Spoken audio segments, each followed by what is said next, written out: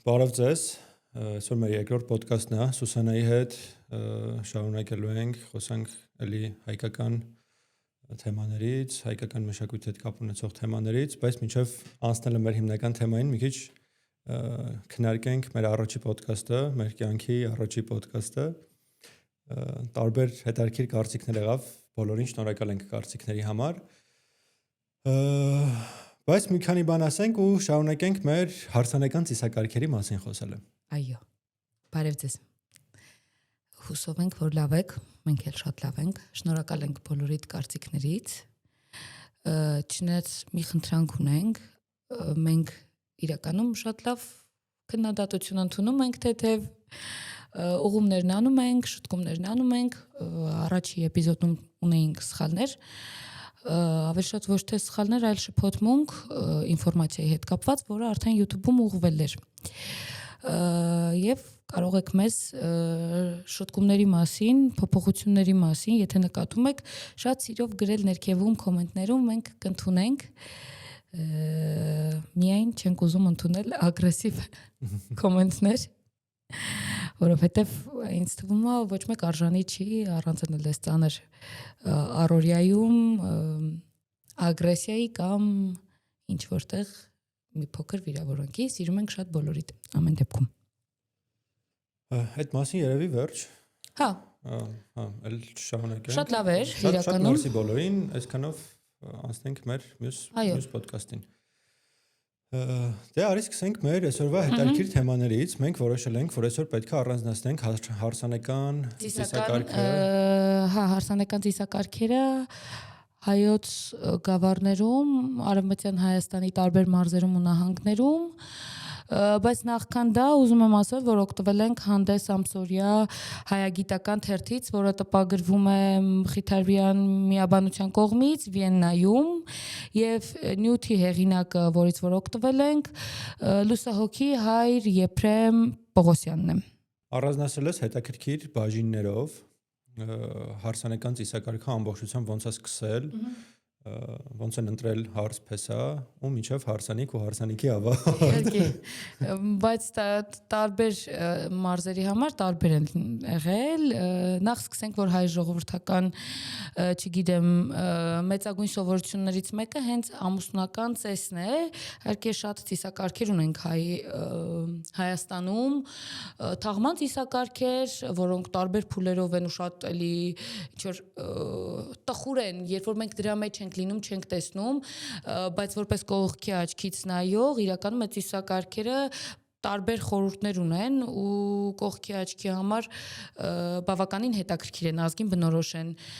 Հարսանեկան ծիսակարգեր, մկրտության ծիսակարգեր ու արդեն տարբեր տոների, որոնք կատարվում են եւ եկեղեցական եւ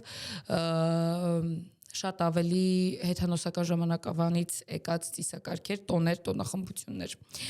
Եվ բայց ինձ թվում է ամենալայնը հարսանեկան ծիսակարգն է, էլի։ Հա, շատ մեծ է։ Շատ ես երեք որ կարդում եի քո ուղարկած ֆայլերը, այնքան հետաքրքիր էր, որ պատկերացնում եմ պետք է խոսենք, արդեն համոզում խոսենք, համոզում հետո գնամ լսեմ, իրենք խոսացել այդքան հետաքրքիր է։ Իրականում մեզ հասած ինֆորմացիան, որ գրքի միջոցով մա պատմելու եմ ձեզ, սկսվում է 11-րդ դարից, որպես այդպիսին ավելի որ կա ու գրել են այդ մասին խոսվել է 11-րդ դարից է սկսվել։ Նախ պետք է բաժանեմ հերթականությամբ ամուսնական այդ ծիսակատարությունների փուլերը, ամուսնական տարիք, հարսնախոսություն կամ նշանդրեք, խնամություն, օժիտ, հարսանյաց գեստ եւ զարդ, որը եւ փեսայի համար է եղել եւ հարսի համար է եղել ու արդեն հարսանյաց հանդես։ Բայց ունենք նաեւ հարսանիքից հետո տեղի ունեցող ծիսակարգեր եւս, որոնք եւ եղել են մեր ավանդության մեջ եւ մտել են ավանդության մեջ, օրինակ հարևան ազգերից։ Դարի սկսենք հարսանեկան տարիքից, ոնց են որոշել, որ պետք է ինչ-որ որ տարիքից է դա մնացել։ Իրականում մի հատ բան եմ ուզում զգուշացնել հետևորդներին ու հանդիսատեսին։ Իրականում որ հեռախոսս այսպես բռնում եմ, ես հիշողության հետ կապված մի փոքր չեմ հիշում հերթականությունը ու պետքա որ հուշում լինի, որ ես ըստ հերթականությամբ խոսեմ ու ներկայացնեմ։ Սկսենք սկզբից, հարսանեկան տարիքից։ Բայց այդտեղ մի բան ասեմ, որ մեկը ինչ-որ մարդիկ մենակ լսում են, չեն տեսնում։ Լիքը մարդ չել տեսնում, որ հեռախոսի ձեռքը։ Չէ, իրականում լիքը մարդկանց համար կարևոր պայման է, որ խոսողը այդ ամբողջը անգիր խոսի, բայց ես գաղտնիք կբացեմ, նույնիսկ իմ երգերը անգիր չեմ հիշում բառերը։ Ես Կարմին հիշում եմ անգիր։ Կարմին մեկ-մեկ ես էլ, բայց անցած անգամ մի հաղորդման էի, որը ի դեպ Կանադայում էր նկարահանվում եւ on-line էինք, ոնց որ միացել այդ հաղորդմանը, ու երբ որ ինձ ասացին, որ ես Գարմիի բառերը արտասանեմ, առանց երգեր, ինձ գրերը ժամանակ կասեի։ Ես ուղղակի հորինել եմ, կներեք։ Երբ որ այդ հաղորդումը լսեք, սիրելի կանադայի հայ։ Երբ որ հաղորդումը լսեք, հետո տեսեք մեր ոդքասթը։ Ես բառերը սխալ եմ ասել։ Այդպես սկսենք սկզբից, որպես այդպիսին 5-րդ դարի մատենագիր Փավստոս Բյուզանդը մեզ փոխանցել է 4-րդ դարում կատարված մի դեպք, Տիրան արքայորդին ստիպել է Վրթանես Հայրապետի որդուն 12 տարեկան Հուսիկին դառնալ իրեն փեսա։ 12 տարեկան, այսինքն այդ դարերում կարող ենք փաստ վերցնել, որ այդ տարիքի ամուսնությունը նորմալ է եղել։ Եվ նաև այս հանդեսում նշվում է, որ դա կրել է շարունակական բնույթ, այսինքն դրանից հետո սկսել է ավելի տարածում գտնել եւ այդ տարիքի ամուսնությունները ավելի շատ են եղել։ Եվ սա մենակ տղաների ամուսնությանը չէր վերաբերվում, օրինակ Լևոնի դուստր Զապելին 7 տարեկանում քաղաքական նկատառումներով ամուսնացրել է Փիլիպի հետ, որ մահացել է, բայց դրանից հետո Զապելին ստիպելով ամուսնացրել են Հեթումի հետ, այդ ժամանակ երկուսն էլ 11 տարեկան են եղել։ Այսինքն այդ ժամանակ նորմալ տարիք է եղել ամուսնության համար։ Չգիտեմ նորմալ է եղել թե չէ, բայց Զապելի մասին կարդալուց ամենաշատը սիրտս ցաված, դպրոցում դե պատմության գրքի չէի հիշում, կամ եթե գրած է եղել, չգիտեմ եղել է թե չէ, բայց Զապել Թագուն, ոնց որ հայ թագուհիներից ամենաշատն եմ սիրում։ Կարող է Լևոնի դուստերն է դրա համար, բայց այնքան sense որ կարդում էի գրել ես մեկ 7 տարեկանի մի 11, որ մտածում եմ լավ է երեխան ինչ է զգացել տենես այդ ժամանակից դժվար է եղել իր համար, չնայած որ ահագին դար հետ է եղել, բայց հետո մտածում ես որ երևի թե այն ժամանակ ու 7 տարեկանը հասուն չի հաստատ, չեմ կարծում որ կյանքի ինչ որ մի ժամանակ 7 տարեկանը հասուն է եղել, բայց մտածում եմ մարդիկ մի քիչ ավելի շուտ են հասունացել այն ժամանակ։ Հիմիկվա 7 տարեկանները բավականին հասուն են։ Հա, չեմ առավոտյան 7 տարեկան երեխայից օրվա խորհրդի նամակ եմ ստացել քրոջիցս։ Ես առավոտ գնացի, չեմ ստացել։ Չէ, մենք ստանում ենք իրենից օրվա խորհուրդներ։ Եվ մի բան էլ ասեմ, օրինակ 12-րդ դարում Ներսեր Շնորհալին կանոնակարգել է, որ տղան ամուսնության ժամանակ պետք է լիներ 15 տարեկան, եղել է 15 տարեկան, իսկ աղջիկը 12։ Ինչ որ նորմատիվներ եղել է ամեն դեպքում ինչ որ ժամանակ։ Հա, ժամանակի ընթացքում ավելի զտվել է, որտեվ արդեն դարերի վրա զգում ենք փոփոխություն տարիքային ամուսնությունների ու նաև չափահասության շեմի հետ կապված։ Սետարկիրը պահել են, թե չեն պահել։ Չնայած երևի պահած կլինեն, թե եկեղեցին ա որոշել, երևի պահած կլինեն։ Հա, օրինակ 18-րդ դարում, քանի որ հայ ժողովուրդը կոպիտ ասած ապրել է 3 ժողովուրդների հետ, Օսմանյան կայսրության, Պարսկաստանի ու Ռուսաստանա իշխանության տակ եղած տարածքում, իշխանության տակ ա եղել, վերցրել է 3-ի օրենքներն էլ եւ 3-ի տարիքային այդ շեմերն էլ ըստ տարածքայինով ընդունել են ու վերցրել են։ Դեվ միտեղ տված էր, որ Պարսկաստանը երբ որ ընդունել է 12-ից 14 տարեկան կամ 15 տարեկան հայերը փորձել են օգտվեն, բայց փառք Աստծո, որ այդպես չի եղել, հայ եկեղեցական կանոնը երկու սեռերի համար էլ չափահասության օրինավոր տարիք ընդունել է այդ ժամանակ 15 տարեկանը։ Այսինքն 15-ից մեծ պետք է լինեին, որ ամուսնանային։ 1811 թվականին հրատարակված կոնդակում ասվել է, որ պսակելի փեսային պարտ է լինել 15 տարեկան եւ հարսն 12 տարեկան եւ աստի փոքրեն մի պսակեցի։ Իսկ 1880 թվականին Պոլսի պատրիարքարանը հրատարակել է չափահասության տարիքը, տղաներին 20, աղջիկներին 18։ Ավելի մեծ, քան հիմա։ Չափահասության։ Հա, հիմա երկուսինն էլ, երկու սեռերին էլ 18-ը։ Բայց երևի դա ավելի չափահասության հետ է կապված, որովհետև չեմ կարծում, որ Հայաստանում մասսայական բնույթակրում 18 տարեկանում ամուսնանալ այս պահին։ Դա հետաքրքիր է, բայց միանգամից այդքան մեծ տարբերություն է։ Հա։ Եթե Պոլսում են ընդունել, մտածում եմ, որ կարող է ինչ-որ բանից պաշտպանվելու կամ պահպանելու համար են արել։ Դե իրականում այս թեման բավականին խոսալու տեղիք է տալիս, մի քանի գրքեր որ կարդում էի 1915-ից հետո տված գրականության մեջ, այսինքն ցեղասպանության եւ նախքան ցեղասպանության վերաբերվող գրականության մեջ մենք շատ ենք հանդիպում, որ աղջիկներին շուտ են ամուսնացրել, շատ շուտ, որպեսզի քրդերը կամ թուրքերը չտիրանան ու չփախցնեն, որովհետև հստակ Գուլոյի պատմությունը մեզ օրինակ 14 տարեկան աղջկա պատմությունը, որ Քուրդ Մուսաբեկը առև անգել էր ու չնայած հետագայում բավականին դաժան կյանք ապրելուց հետո վերադառնում մկրտվում է նորից քրիստոնյա, բայց ամեն դեպքում ունենք մենք օրինակներ տարբեր, խենթի մեջ էլ ունենք օրինակ, որ աղջիկը տղայի շորեր հագնում, եթե կհիշես։ Հա, հա։ Կամ մի ուրիշ դրվագ ունենք էլի գրականության մեջ, որ երբ որ քրոջը առևանգում են, ամբողջ ընտանիքին փոքր քրոջ աչքի առաջ սպանում են, փոքր քրոջը գողանում են ու հետո այդ քուրը տղայի շորերով ծպտված գնում է, որ իր մեծ քրոջը փրկի։ Դա այդ կոմերը մի քիչ խառն է եղել։ Հա։ Դրա համար այդ կոմերը հաստատ նենց օրենքներ են ընդունել, որը որ ավելի ու դրա համար երբ որ հիմա կար մի այսպիսի հաղորդում, որը Instagram-ում բավականին տարածում գտավ,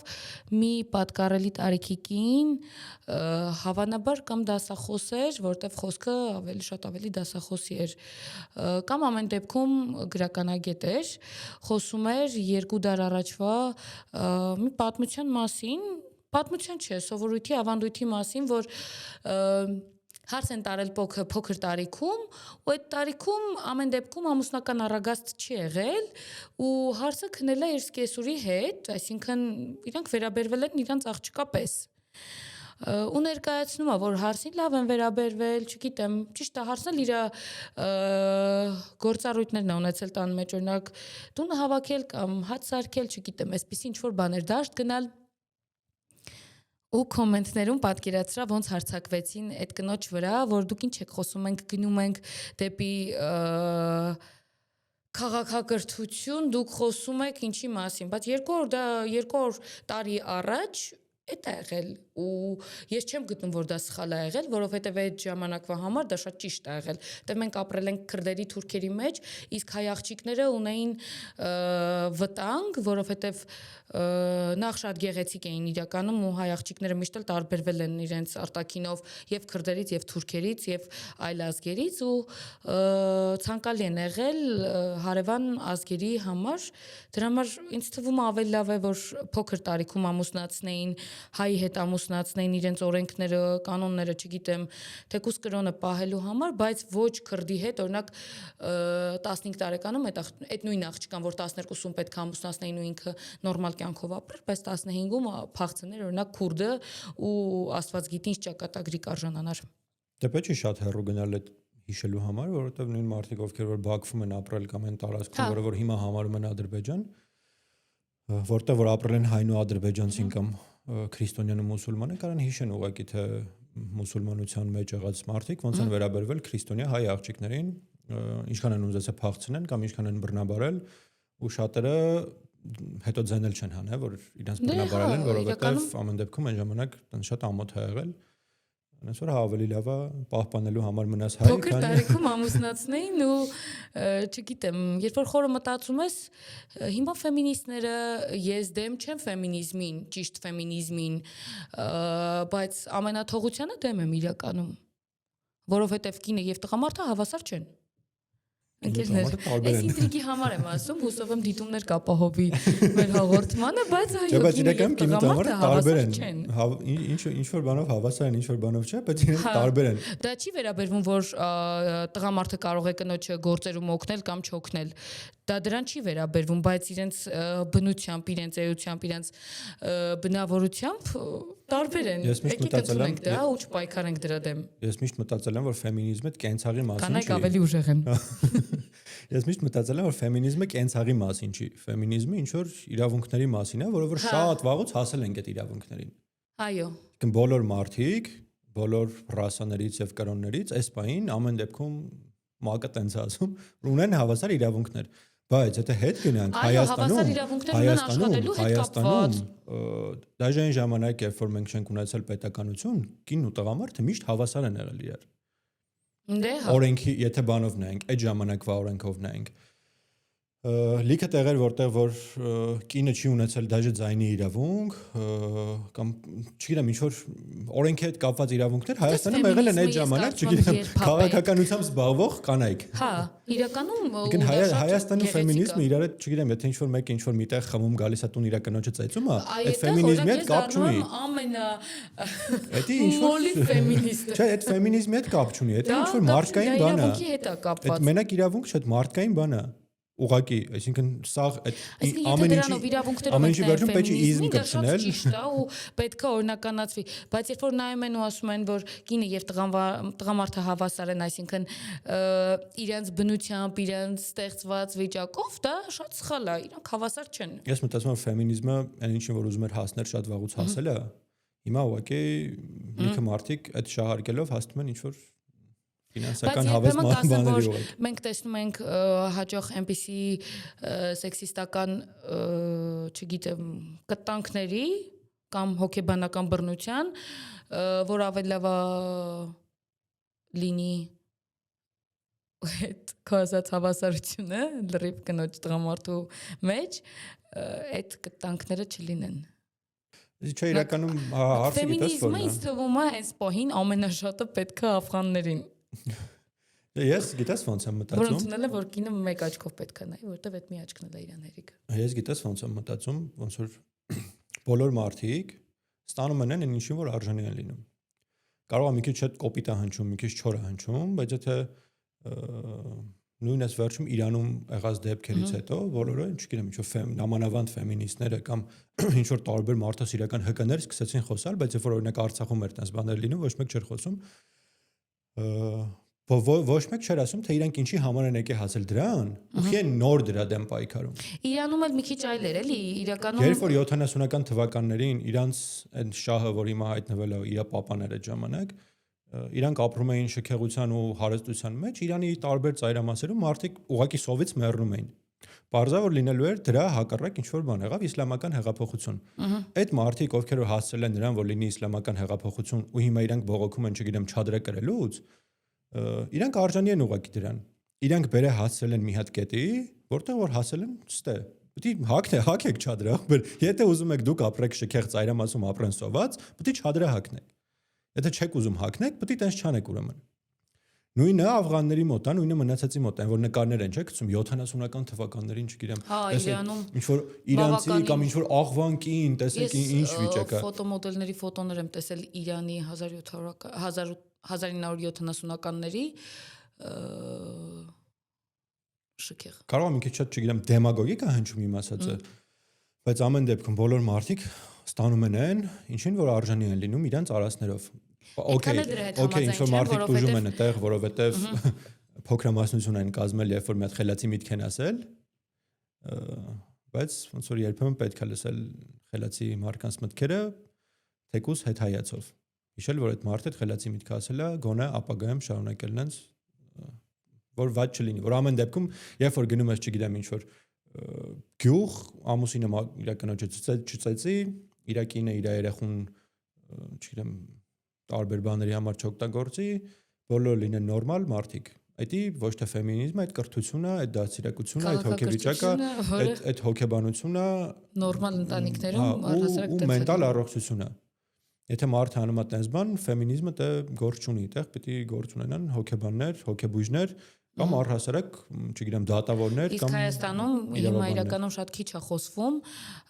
առաջ շատ ա եղել, բայց հիմա էլ կա բավականին գյուղերում ընտանեկան բռնության օրինակներ։ Երբեմն իմանում ենք, բայց օրինակ նույն երբեմն երբ որ ռիսկ են անում, փախնեն կամ բարձրաձայնեն, այս վերջում մի հաղորդում կա, տաբույա հաղորդման անունը, ու ես ամեն անգամ նայում եի այդ հաղորդումը, տարբեր էպիզոդներ, չգիտեմ ինչի է, հենց գիշերը նայում ու հոգեկան ինչ որ այլայլումներ էի ունենում, որ պատկերացնում էի, օրինակ, չգիտեմ, մի կին պատմում էր, ոնց է ուղակի առավոտվա 6-ին սուտ ամուսինը գնացել է ջերմոցի, չգիտեմ ինչը միացնի, ու կինը սողեսող փախել է։ Դե դաժան այդ պատմությունները քանի տարի ամուսնությունից հետո բավականին երկար է այդքան դիմացել է։ Բայց եթե մենք դպրոցներում երեխեքին չենք սովորացնում, որ իրենք հավասար են, հավասարի նկատի ունեմ նորմալ հավասարության մասին, էլի, որ չգիտեմ աղջիկներին չտանեն ասեն, տեսեք, տղան ծառա կտրում, չգիտեմ, ցախա կոտրատում, դու էլ կոտրատի։ Խոսքս դրա մասին չէ, էլի։ Եթե դպրոցներում մենք այդ չենք սովորացնում, չունենք դրա համար նախատեսված գրականություն, երբ որ կենսաբանության գիրքը ինչ որ էջեր կա, ամոթ է դասարանում կարդալը, դա պարզ է, որ տենց է լինելու։ Կամ բարձրաձայնելը, որովհետև երեխեք ծիծաղեն, բայց ասեմ, հիմա այդ տենց չի։ Չէ, հավատես մարզերում շատ եմ նկարում։ Մարզերում միգուցե, բայց Երևանում չնայած ու հենց դպրոցներում պատկերացրու որ դպրոց կար, որտեղ որ դասարանի աղջիկները ամաչում էին խոսային այն ժամանակ, երբ որ դասարանում տղաները նստած էին։ Եթե ինչ-որ մեկը ինձ ուզում է ապացուցի, որ այդ դասարանում մենք դասարանում լավ խոսացել ենք, բայց հարցը դա չի։ Բայց եթե ինձ ինչ-որ մեկը ասի, այդ մարդիկ մեծանալու են դառնան նորմալ մարդիկ, դες բան չի լինելու ուղղակի։ Ոչ այդ աղջիկներն են մեծանալու նորմալ մարդ դառնան, ոչ այդ տղերքը։ Ձև կյանքը կարող է հեղափոխի այդ երեխեքին։ Ես երեք մի հատ հաղորդում էի նայում։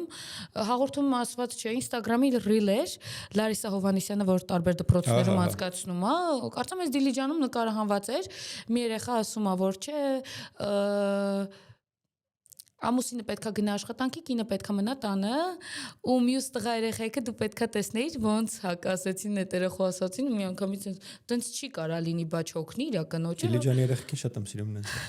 Թախտայի երեխեքն են, իրենց գիտեմ, ես էլ եմ նկարել նրանց։ Շատ լավն էին։ Իրանք թախտայի երեխեքն շատ համով երեխեք են, շատ խելացի երեխեք են։ Մեկը մյուսից լավն են։ Հա, իրոք Դիլիջանի ու հենց այդ դպրոցի մասին ասեմ, թախտայի դպրոցի մասին։ Ինքը Դիլիջանից մի քիչ Դիլիջանի մեջով անցնում գնում ես վերևն է լինում։ Այդ երեխեքը ուրիշ ձև են, իրանց մոտ քաղաքակրթությունը ուրիշ ձև է զարգանում։ Չասեմ եվրոպականամետ են, բայց շատ այլ ձև են հարցերին նայում։ Իրանց մեջ շատ այնքան ասես, եթե ուզում ես տենաս հայկականը որն է, կարաս գնաս տենց տեղեր։ Կարաս գնաս օրինակ զանգակատան երեխեքի հետ էլ։ Իրանք էլ մի հրաշք երեխեք են։ Ու գիտես Խաչիկի երեխեքին, Խաչիկի ու Չիվայի երեխեքին չես տեսել։ Ես գիտեմ, որ իրանք նայելու են մեր թողարկումը, ընկեր Սուսանան ձեզ շատ է սիրում։ Չէ, այդ կոմերը չեմ եղել, բայց կգնանք ինչ-որ մի օր։ Ուրեմն Խաչիկում 3 քուրիկներ կան, որ մենք գնում ենք Խաչիկ, իրենց տանն ենք մնում, ու երեխեքից մեկը 15 տարեկան է կարծեմ, կարծում եմ, որ ինքը շատ մեծ ապագա ունի ու Հայաստանի համար, եթե հայ գիտնականները իրան լավ կոպիտ ասաստիրություն անեն, որտեղ ինքը տանը ստեղծել էր փոքր վերտալյոտ, որ թռնում էր, աղջիկ երեխա։ Հետո այս վերջից ոդքասթ էի լսում, չեմ հիշում որտեղ որ դրոնների ուսուցում էին անցկացնում։ Այդ դրոն մասնակցել էր։ Հա։ Ուզում եմ ասել, եթե ինչ, այդ երեխուն հուշենք, որ կարա մասնակցել է ու իրանք բավականին Խաչիկի երեխեքը ակտիվ են, ըստ ծրագրերի հետ կապված, պոլիցիայի հետ կապված գնում մասնակցում։ Հա, դու Խաչիկ շատ ես գնում, ճիշտ է։ Ես դե Դիլիջան եմ շատ գնում ու զանգակատուն։ Մի շրջանից ձեռք էին առնում, ասում էին գնում ես հորդ տուն, Խաչիկ։ Շատ եմ սիրում։ Կուզեի, որ բոլոր տեղերը տենց լիներ։ Գիտես ինչից է։ Խաչիկում կա ընտանիքի իրական մոդելը, Խաչիկում է գտնվում Տեր Հովհաննեսը, ով մի քանի գյուղերի գնդերեց է ու Զորամասի քահանան է, որ իրականում իրանից ահագին մեծ բան է գալիս այդ գյուղերի եւ ազգայինի պահպանման հետ կապված եւ չգիտեմ ծրագրեր բերի երեխեքը մասնակցեն ու երեխեքին մեկը մյուսի հանդեպ սիրով լցնի կամ թեկուզ զորամասերում ինքը ոչ միայն քահանայի դեր է տանում, այլ նաեւ հոգեբանի դեր է տանում, որտեղ մենք գիտենք օրինակներ, որ Իք երեխեքի ճակատագրեր փրկել է ու խաչիկը նաև առանձնանում է, որ տարբեր ծրագրեր հենց ընտրում են խաչիկը, ինքը բավականին կտրված գյուղ է Վայոց ձորի մարզում, բայց օրինակ մեկը հայորդին կամ արևե ելելը, որ գնացել էին, կարծեմ կայթի տղաներն են, որ գնացել էին այնտեղ ու երկու բարի հետ կապված շատ սիրուն ծրագիր էին սկսել երեխեքի։ Շատ կուզեի, որ բոլոր տեղերը տենց լիներ։ Գյուղապետն էլ շատ լավ մարդ է ու շատ լավ աջակցում է բոլոր նախաձեռնություններին, որոնք օգուտ գյուղի ու երեխեքի են։ Ես օրինակ մարզային այցեր շատ եմ նկարում, տարբեր կազմակերպություններին, ինչ որ տեղեր ուղղակի գնում են, չգիտեմ, օգնություն բան են վայժանում, ինչ որ տեղեր կրթական թեմաներով են գնում նկարում։ Հասկանում ես, որ լիքը բաներ անձերից է գալիս։ Եթե կա անձ, որը որ սրտացավով զբաղվում է, ուրեմն դա ամեն ինչ լավ է։ Տեղեր կա գնում ես, մարդ կա մտնում ես իր տուն, պատուան չկա, ուղղակի պատուան չկա։ Ու ինքը դաժե չգիտեմ, այդ մարդը կարա չէ, բերի ինչ-որ կտորով գոնե փագի այդ պատվանը, բայց չէ ինքը նախընտրում է մնա բողոքի, ասի չէ ամեն ինչ վատա։ Չէ, այնտեղ բոլորը շատ լավ են ապրում ու ոչ մեկ չկա, որ իրա սենց մեջքին կանգնի, սովորացնի, թե որ քայլից հետո որը պիտի անի։ Օրինակ դասավանդիր Հայաստանի Խեմսիրում ինքը երեխեքի մեջ մտցնում է, որ ինքը երեխեքը պետք է մնան այդ գյուղում, որտեղ որ ծնվել են, որտեղ որ մեծանում են, ու իրանք կարան փոխեն այդ գյուղում կամ այդ մարզում, այդ քաղաքում ինչ որ բան։ Որ մարդու անձի ով լինելը շատ կարևոր է։ Այն տեղերում որտեղ որ կա այդ անձը, այդ տեղերում ինչ որ բաներ լավ է, բարձր ինչ որ բաները վատ է, բայց ամեն դեպքում լիքը տեղեր այդ անձը չկա։ Շատ ցավում եմ, որ օրինակ Գեղարքունիքի մարզում այդ անձերը քիչ են։ Նամանավանդ ինչքան շատ է։ Գավառում սկսել են ինչ-որ ծրագրեր, մի քանի դե հա դու ավելի Գավառի մասն ես մտածել, ես Վարդենիսի, բայց Վարդենիսում շատ վատ է օրինակ։ Վարդենիսում մի փոքր ծայրահեղ վիճակներ կան, նաև ես մի քանի ընտանեկան բռնության դեպքերի եմ հանդիպել, բռնության փոքրատարիք մանկահասակ աղջիկների հետ կապված հայտնի դեպքերը, որոնք գիտենք ինտերնետով տարածվել էր, չգիտեմ, մի խոսքով ես ամեն անգամ այս խոսալուց ագրեսիվ եմ դառնում շատ այս թեմայով։ Ես ավելի ագրեսիվ եմ ուրիշ բանից, որովհետև սովետի ժամանակ մեր կողմերը, Վարդենիս, Մարտունի, Գավառ, իրանք եղել են մշակութային ամենաբարձր տեղերից, ոնց որ ամենաշատ զարգացած տեղերից մեկը։ Ու լիքը գրողներ, նկարիչներ, չգիտեմ, լիքը այն մարդիկ, որոնք որ մշակույթ են տվել մեզ, իրանք ապրել են հենց այդ թևի վրա։ Շատ ցավալի է, որ հիմա չկա, ուղղակի ոչ մի բան չկա։ Մտնում ես դպրոցները քանդած են, լավ մի հատ երկու հատ դպրոց նորոգած է, բայց վատ դպրոցում սովետի ժամանակով գործարաններ են եղել, որոնք ես գիտեմ, որ հորքրիցս գիտեմ, որ կա ճշգրիտի գործարան, կարծեմ ճշգրիտ գիտությունների, սարքավորումների գործարան ա եղել, որը պատկերացրել ամբողջ տարածաշրջանին, եթե ոչ Հայաստանին տվել է։ Հա։ Սարսափելի է։ Ու իրականում Գավառը բավականին զարգացած ոչ միայն Գավառը, Մարտունին, Վարդենիսը շատ զարգացած են եղել ու բացի այդ մեր մոտերքը շատ են եկել Մշից ու Ալաշկերտից, չէ՞։ Իրանք Ճիշտ է, տեղանքում ապրել են շատ այլազգերել են եղել այդ տարածքում, բայց հիմնականում Ալաշկերտ, Բայազետ, մերոնք կեսը Բայազետից են, կեսը Ալաշկերտ Խաստուր գյուղից։ Հա։ Մեր կողմի սովորությունները համել նման են իրար։ Շատ նման են Ալաշկերտ, Մուշ, Խնուս, Մանասկերտ։ Կողարկածներն էլ որ կարդում են արձանեկան ծիսակարգերի, նմանություն ինչ որ մանր տարբերություն, բայց Վանը օրինակ շատ տարբեր է։ Այսօր մենակ չեմ անդրադարձել ճիշտ ասած հարսանեկան ծիսակարգերից Տիգրանակերտինին ու Արցախինին, բայց հուսով եմ, որ հյուր կունենանք, ով որ հենց այնտեղի ծիսակարգերը լայն է թեման, որ ինչքան էլ խոսանք, միշտ կարանք խոսանք, ու ամենևին 4 ոդկաստ կարանք անենք այդքան շատով։ Ժամանակ առ ժամանակ ինձ թվում է կանենք, կարելի է մի հատ էլ մայիսին անել, որովհետև հայերի մոտ մայիսը վատամիզ է, չէ, արձանիկ չեն անում, մենք այդ ժամանակ կանենք ծիսակարգի մասին։ Տիգրանակերտը ինքն իրենով բավականին գունավոր քաղաք ու մշակույթ ունեցող մշակույթ ունեցող է, Արցախն էլ հարյասենք մելիքները բոլորն այնտեղ են ապրել, Շուշին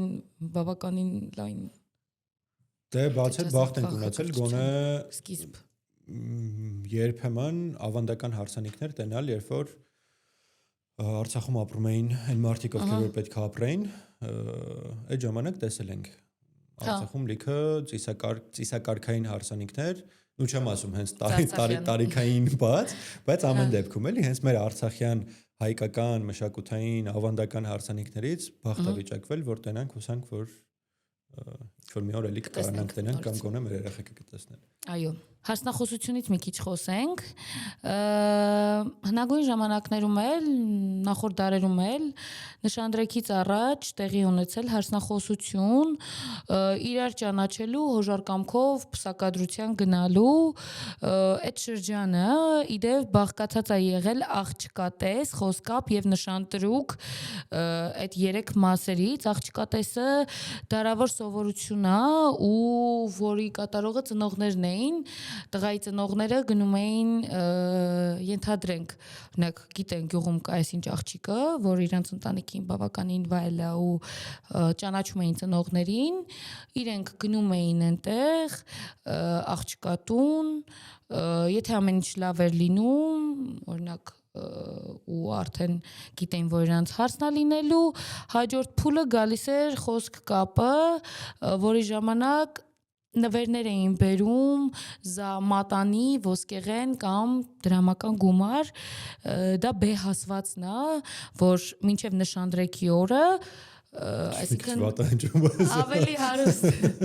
կամ հիմա էլ կա, որ ասում են բեհ են դրել։ Դա նշանդրեքը չի, նշանդրեկից առաջվա խոսքապն է։ Որտեղ բեհ մաքսիմում ավտոյի համար են դալիս, բայց դա ամեն դեպքում ավելի վատորություն։ Ասում են բեհ են տվել։ Շատ ահավոր է, բայց դրա մեջ էլ սիրուն ինչ-որ բան կա, որ տարբեր փուլեր էլի հարսանեկան եղել, ամեն մեկը այնքան սիրուն են տոնել, որ չես կարող ասես, որ սխալ է։ Դե հիմա ժամանակաշրջանի համար այդ շատ սիրուն է եղել։ Հա, եթե տենց են արել, ուրեմն բոլորի համար այդ օքեյ է եղել։ Իսկ խոսքապի վերջին փուլը դա եղել է նշանտվեքը կամ նշանօրհնեքը, որ արդեն մատանիները օրհնել են քահանաները ու արդեն կապը ամրապնդելու համար նաև եղել է փոքր խնջույք, որի ընթացքում երկու կողմի ծնողներն են, բարեկամներն են եղել ու ուղղակի հավաքվել են, տոնել են։ Այսքանը նշանադրության մասին, ճիշտ ասած ես հիմա օրինակ այս դարաշրջանի ու այս փուլի համար մի տեսակ չեմ սիրում նշանդրեք ասվածը, որովհետև նշանդրեքը ծոր անիմաստ ինչ-որ բան լինի, մանավանդ երբ որ հարսանիքները խախտվել է իր իսկական օրինական ձևով անելու սովորությունից, տեսակ նշանդրեք անելն էլ, այսինքն դեն ժամանակ գնացել են իրար հետ ծանոթանան, չէ, բայց իրականում մարդիկ իրար 10 տարի ճանաչում են, հետո ամուսնանում են, բայց մետը նշանդրեք են անում։ Անիմաստ է դառնում այդսա։ Օրինակ հարսնատեսը, երբ նշանածները հասուն տարիքի մեջ չեն եղել, այսինքն անչափահաս են եղել այդ նշված տարիքից, տրված դարաշրջաներում, որ տարիքն է եղել չափահաս, այդ տարիքի մեջ չեն եղել, 1, 2, 3 տարի հետաձգվել է հարսանիքը, բայց այդ փուլում էլ փեսայի ընտանիքը տարվա մեջ մի քանի անգամ գնացել է հարսնատես, հարսին տեսնելու, օրինակ Խարբերդի տարածաշրջանում եղել է այսպես, բոլոր տաղավար տոներին նվերներ են տարել հարսին, բաժին են տարել հարսին, օրինակ Զատիկին ներկած ձվեր են տարել կամ բաղարջ են տարել, ի նշան իրանց մեջ եղած բարեկամության, բայց հիմա էլ տարածքներ կան Հայաստանում, գիտեմ որ կան, որ Զատիկին հենց բաժին են տանում իրանց հարսին։ Որ Հայաստանում չեմ լսել, հիմա որ անում են, բայց հա կան են էլի։ Առաջ նվերներ են տարել, քյամարներ են տարել, արծաթեղեն, հագուստի տեսակներ,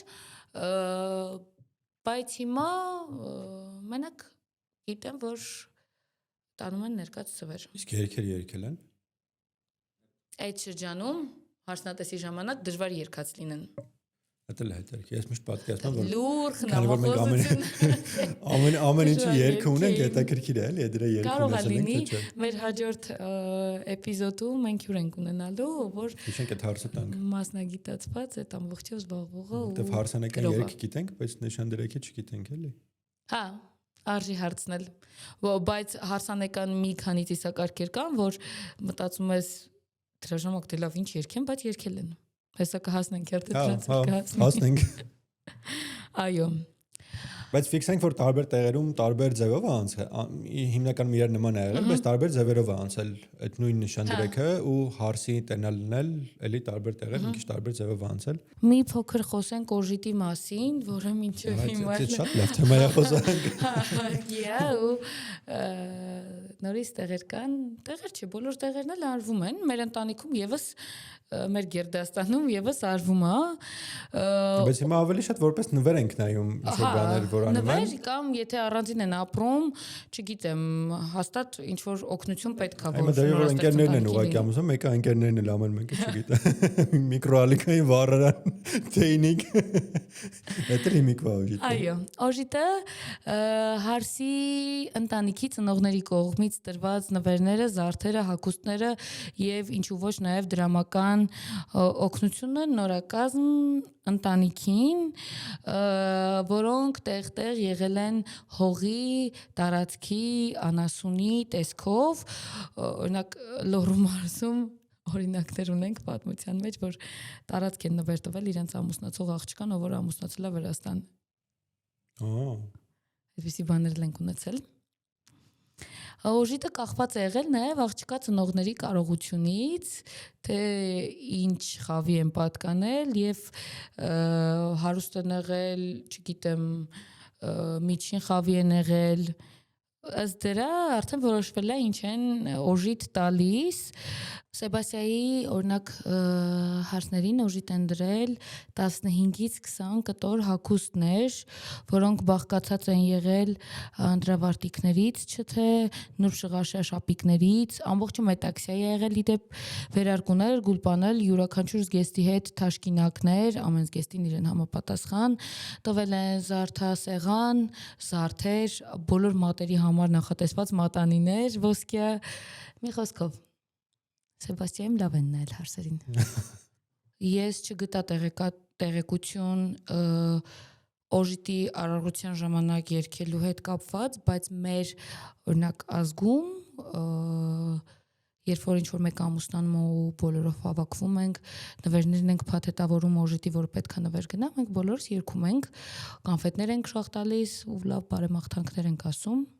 Երևի ինչ-որ երգել են։ Հա, մեր հաջորդ հյուրին անպայման կհարցնենք այս մասին։ Բայց ինձ թվում է ամենախում երգած կլինեն։ Ես ասում եմ, եթե մենք երգ ունենք ալարկոտ մարդու մասին, ոնց է լինի նշանդրեքի մասին էլ կունենանք։ Նշանի մասին էլ կունենանք, օժիտի մասին էլ կունենանք։ Հա, օժիտը օգտագործելու մասին էլ կունենանք, որ շատ խորանանք։ Մյուսը որն է, մուշը, թելը չենք ասել միշտ։ Չէ, հալավորնեկին ենք ասել։ Այս ամբողջը իրականում խտացված լինելու է նաև տարբեր մարզերում ու տարբեր շրջաններում։ Հալավորնեկը նախ հալավը ինչն է, հալավը այդ հագուստն է, երկար, որը հագել են եւ հարսը եւ փեսան։ Հալավի մասին երգ ունենք, չեմ հիշում, հավասներ երևի գրել։ Ախ յարս լավն է լավ, հակել է հրեղեն հալավ, կրակն ընկավ սիրտս հալավ։ Հալավը այդ երկար հագուստն է, որը որ հագել են։ Բայց տարած չէ, ինքը երևի։ Կարա եւ տարած լինի, չէ, տարազային էլ կարա լինի։ Ունենք ծիրանի, ունենք նաեւ հալավ։ Այդ երկար հագուստն է։ Ու հալավորնեկը կատարվել է եւ հարսի համար եւ փեսայի համար հագուստի օրհնություն, որը օրինակ փեսայի համար երբ որ կատարվել է, նախ հագուստը աճուրդի է հանվել եկեղեցու կողմից ու ավելի շուտ ոչ թե եկեղեցու կողմից, այլ գյուղի մարդկանցից ով ամենաշատն է վճարել, դա ինքն էլ հագուստը տվել է փեսային ու այդ ամբողջ դրամական օգնությունը գնացել է եկեղեցու բարենորոգմանը։ այդպես է եղել, բերել են հյուրասենյակ տղայի շորերը, հագուստները, գդակը, տան մեծերը եւ տան բոլոր անդամները օրհնություն են տվել, լավ բաներ են ասել, նույնիսկ երգել են։ Բայց հիմիկվա բանի հետ կապ չունի, չէ՞ որ փեսային ինչ-որ օրինակ ազապը հագցնում է, օգնում է որ շորերը հագնի։ Հեսա դրան կհասնենք, չէ՞ իրականում։ Հա, դրան էլ կհասնենք։ Ու նույնն արել են հարսնատանը, այսինքն հարսի հագուստներն էլ, հանդերձներն էլ բերել են հյուրասենյակ, սկուտեղի վրա դրած, երգել են, օրհնություններ են տվել ու մի օրհնություն կա, որը ամենաշատն է այդպես տպավորվել, ուզում եմ կարդալ։ Օրհնյա ըսհալավս զայս հարսանյաց Զիվոր կզգեցին սա մի իշխեցե մերձենալ իսոսաչար աղանդ, դիված կամ կախարդած, այլ ամրացյալ զորությամբ Սուրբ Խաչիկո, փրկեցին համենային որոգայթից սատանայի, այսինքն ուզում ասի, որ օրհնիր այս հագուստը հարսանյաց, հետ պահիր կախարդներից, վատ բաներից, չար ուժերից, դրա փոխարեն ամրացրա զորությունը Սուրբ Խաչի եւ փրկիր ամենքի սատանայի որոգայթից։ Սիրուն է։ Հիմա չեմ ասում էլ տասպաներ։ Շատ գեղեցիկ է։ Ու մի գեղեցիկ բան էլ կար, հարսնատաններ կատարվում, օրինակ մենք հիմա հարսանիքներին գիտենք, որ բոլորը գիտեն, որ հարսի եղբայրը գալիս է հագցնում է հարսի կոշիկը, մեջը գումար է դնում, երգում են տարբեր երգեր։ Այդ բանը որ չեմ սիրում դարապես։ Երբեք չեմ հասկացել թե ինչ ամեն։ Հարսի կոշիկը հագցնում են, աղբորը նկարում են հարսի հետ, փաթաթում են իրար ու գնում են։ Աղբերը գնում է։ Բայց իրականում չկա կոշիկի մասին ոչ մի տեղեկություն։ Հարսի եղբայրը եկել է 3 անգամ պատտել է հարսի քյամարը գոտին, որը իդեպ պատղաբերության նշան է ունեցել գոտին ինչքան հաստ եղել կամ ինչքան ծանր եղել, դա ավելի առողջության նշան է եղել, որ հարսը կարում է կրի, չգիտեմ։ Տարբեր իմաստներ է ունեցել այդ քյամարը ու հարսի եղբայրն ասել է հատմը քեզի պես, օխտմը ինձի պես, այսինքն ունենաս քո պես մի աղջիկ ու 7 տղա իմ պես։ Դրիվորից բանի ժացի ատամ հանելուց երեխեքը որ ասում են Փերի պատմությունը Անկես շանատամ տունից գարի ատամ Այո Վատ օրինակ էր, բայց մտքից հետ եկավ Քերուս աղջիկը արդեն մեկ շաբաթ է պահում է բարձի տակ իր ատամը, որպեսզի Փերին իրան լավ բաներ բերի Կբերի Այո Ինքը չի նայում ես հաղորդում, իրան հետաքրքիր չի բացած Կաչապ կարծում որ կիմանա Կարճ ասած հարսի աղբորը շահագործել են ոնց այն վաղ նույնը հիմա Այո Բայց կոշիկ հագցնելը խեն վերջում թողել աղբոր վրա Ես մտածում եմ երևի այդ գալիս է նրանից որ հարսի շորը հարմար չի Դրա համար ինչ որ մեկը պիտի հագցնի Կարա եւ իրականում կոշիկը փոխարինելու եկած լինի քյամարին Կաբլուկը ինչքան բարձր է այնքան Չէ, դե լավ Անցնենք հարսի ու փեսայի տներին հասանք մուշին Այդ ամենահետաքրքիրն է պատմին Հասանք մուշին Քանի որ ես մշեցեմ ինձ ամենաշատը դա հետաքրքիր Մուշում հարսի տանը անվանել են ծաղկոնց փեսայի տանը տաշտադրոնք Տաշտադրոնքը տարբերվել է ծաղկոնցից, որ տղայի տանը հավաքվել են ազգականներ, կին, թե տղամարդ, մսացուի արարողություն է եղել, որը հիմա էլ շատ տներում կա, հետո տղայի հայրը բաժին է ուղարկել հարսի տուն այդ արարողության համար, իսկ ծաղկոնցում միայն աղջիկներ էին եւ կանայք էին, հիմնականում հավաքվում էին, աղջկան լավ բաներ էին ասում կամ լացում էին, հրաժեշտի խոսքեր էին ասում։ Հենց ամենաշատը դա է տարիքիր, մենակ այդ մշի պատմության մեջ որ հավաքվում էին ու լացում էին, մնացած տեղերը Տխուր երգեր էին երգել, բայց իդեպ մի բան ասեմ, ես հիմա երգի բառերը քանի որ չեմ հիշում, բայց պարոն Զետլյանը ժամանակին տվել էր բառերը, Մուսալերում կարծեմ նույնպես հավաքվել են ու տխուր երգեր են երգել ծաղկոնցում, այսինքն հարսի տանը, հարսնատանը։ Ու կար մի երգ, որի բառերը չեմ հիշում, մուլուր հայմար մուլուր, որը երգվում էր, աղջիկը երգում էր մոր համար, որ միլացիր մայրիկ մի քանի օրինակներ բերում, հետո անցնում էր հորը, որ հայրը լուր ծխում է, որտեղ իր աղջկան ամուսնացնում է, մի խոսքով շատ տխուր երգ էր, բայց ամենագեղեցիկ երգերից մեկն էր։ Շատ տխուր, որ կարար օրորոցայինի համար էլ նույնիսկ շատ տխուր էր, բայց հարսանեկան երգեր ու հարսնատանն էին երգում։ Բայց միշտ հիմա էլ տխուր են ամուսնացնում աղջիկներին։ Բոլորը իրենց աղջիկներին ոնց որ հարս տալուց ոնց որ սրտից մի բան փոկեն։ Իմ վերջին հանդիպաստաններում դա չի եղել։ Բոլորը ուրախ են եղել ու իրենց աղջկան, կարծում եմ որ ճիշտ է դա էլի, որ ուրախ է։ Հասկանալի է որ ուրախ է, բայց մի քիչ դժվար է հարմարվում այդ իրականությանը։ Մի շաբաթ հետո հարմարվում ես, բայց օքեյ։ Մեկ էլ մի հատ ուրիշ բան կա, հարսանիքի ընթացքում, այս ինֆոն նոր հիշեցի ուղակի, հարսանիքի ընթացքում հարսի եղբայրը, չգիտեմ, ավակ եղբայրը, փոքր եղբայր թե ունեցած միակ եղբայրը, ճամպրուկը հարսանքավորների միջով տանում է դուրս։ Հանումա դուրս, աղջկա ճամպրուկը, ինչ իմաստ ունի, խնդրում եմ, եթե դուք գիտեք, գրեք, ես մի թեթև գիտեմ, բայց չեմ բարձրաձայնի, կսպասեմ ձեր կոմենտներին։ Ես չգիտեմ, ես կսպասեմ կոմենտներին, որովհետև ես չգիտեմ։ Այո։ Բայց վերջում կնշես կոնե կոմենտներում, որ եթե ճիշտ տարբերակ կար ճիշտ է, եթե չէ, դու կգրես։ Հա, չէ, ես պարտադիր կնշեմ, բայց ինձ թվում է, ովքեր որ նշեն, ճիշտ տարբերակներ կնշեն կամ տարբեր տեղանքների հետ կապված տարբեր սովորություններ կարող են լինել, որտեղ միտեղ մի ձև ա եղել, միտեղ մյուս ձև։ Մանավանդ Հայաստանում ու բոլոր մարզերում, որ ամեն մի տեղը մյուստեղից նույնիսկ բարբառով է տարբերվում, հացով, չգիտեմ, ամեն ինչով տարբերվում է։ Հա, ամենաշատը վաններ տարբերում, ես էլ չեմ կամ երեք կարծեցած ընդունեմ միջև։ Որ այդքան տարբեր է։ Շատ տարբեր էր ուղղակի, բայց կհասնենք ես հետ։ Բայց վանի մշակույթն էլ մշակութային կյանք, այսպես ասեմ, շատ ավելի շքեղ է եղել ու շատ ավելի հագեցած։ Ամենից շատ տարբեր է։ Շատ հագեցած են եղել, բայց վանում էլ շատ հագուստներն ավելի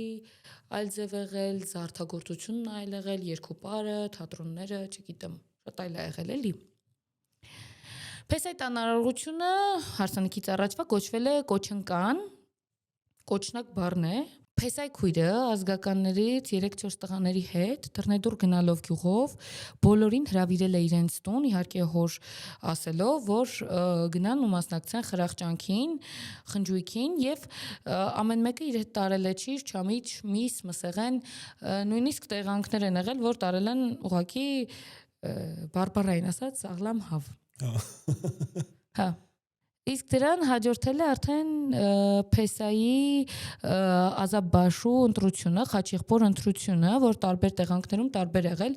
մի քանի տեղ կա, որ կա հնարավոր է, որ բառը սխալ եմ ասում, գինի կոտրեք, որ հավաքվել են, գինի են խմել, բավականին շատ քանակությամբ գինի են խմել ու վերջում ով որ լավ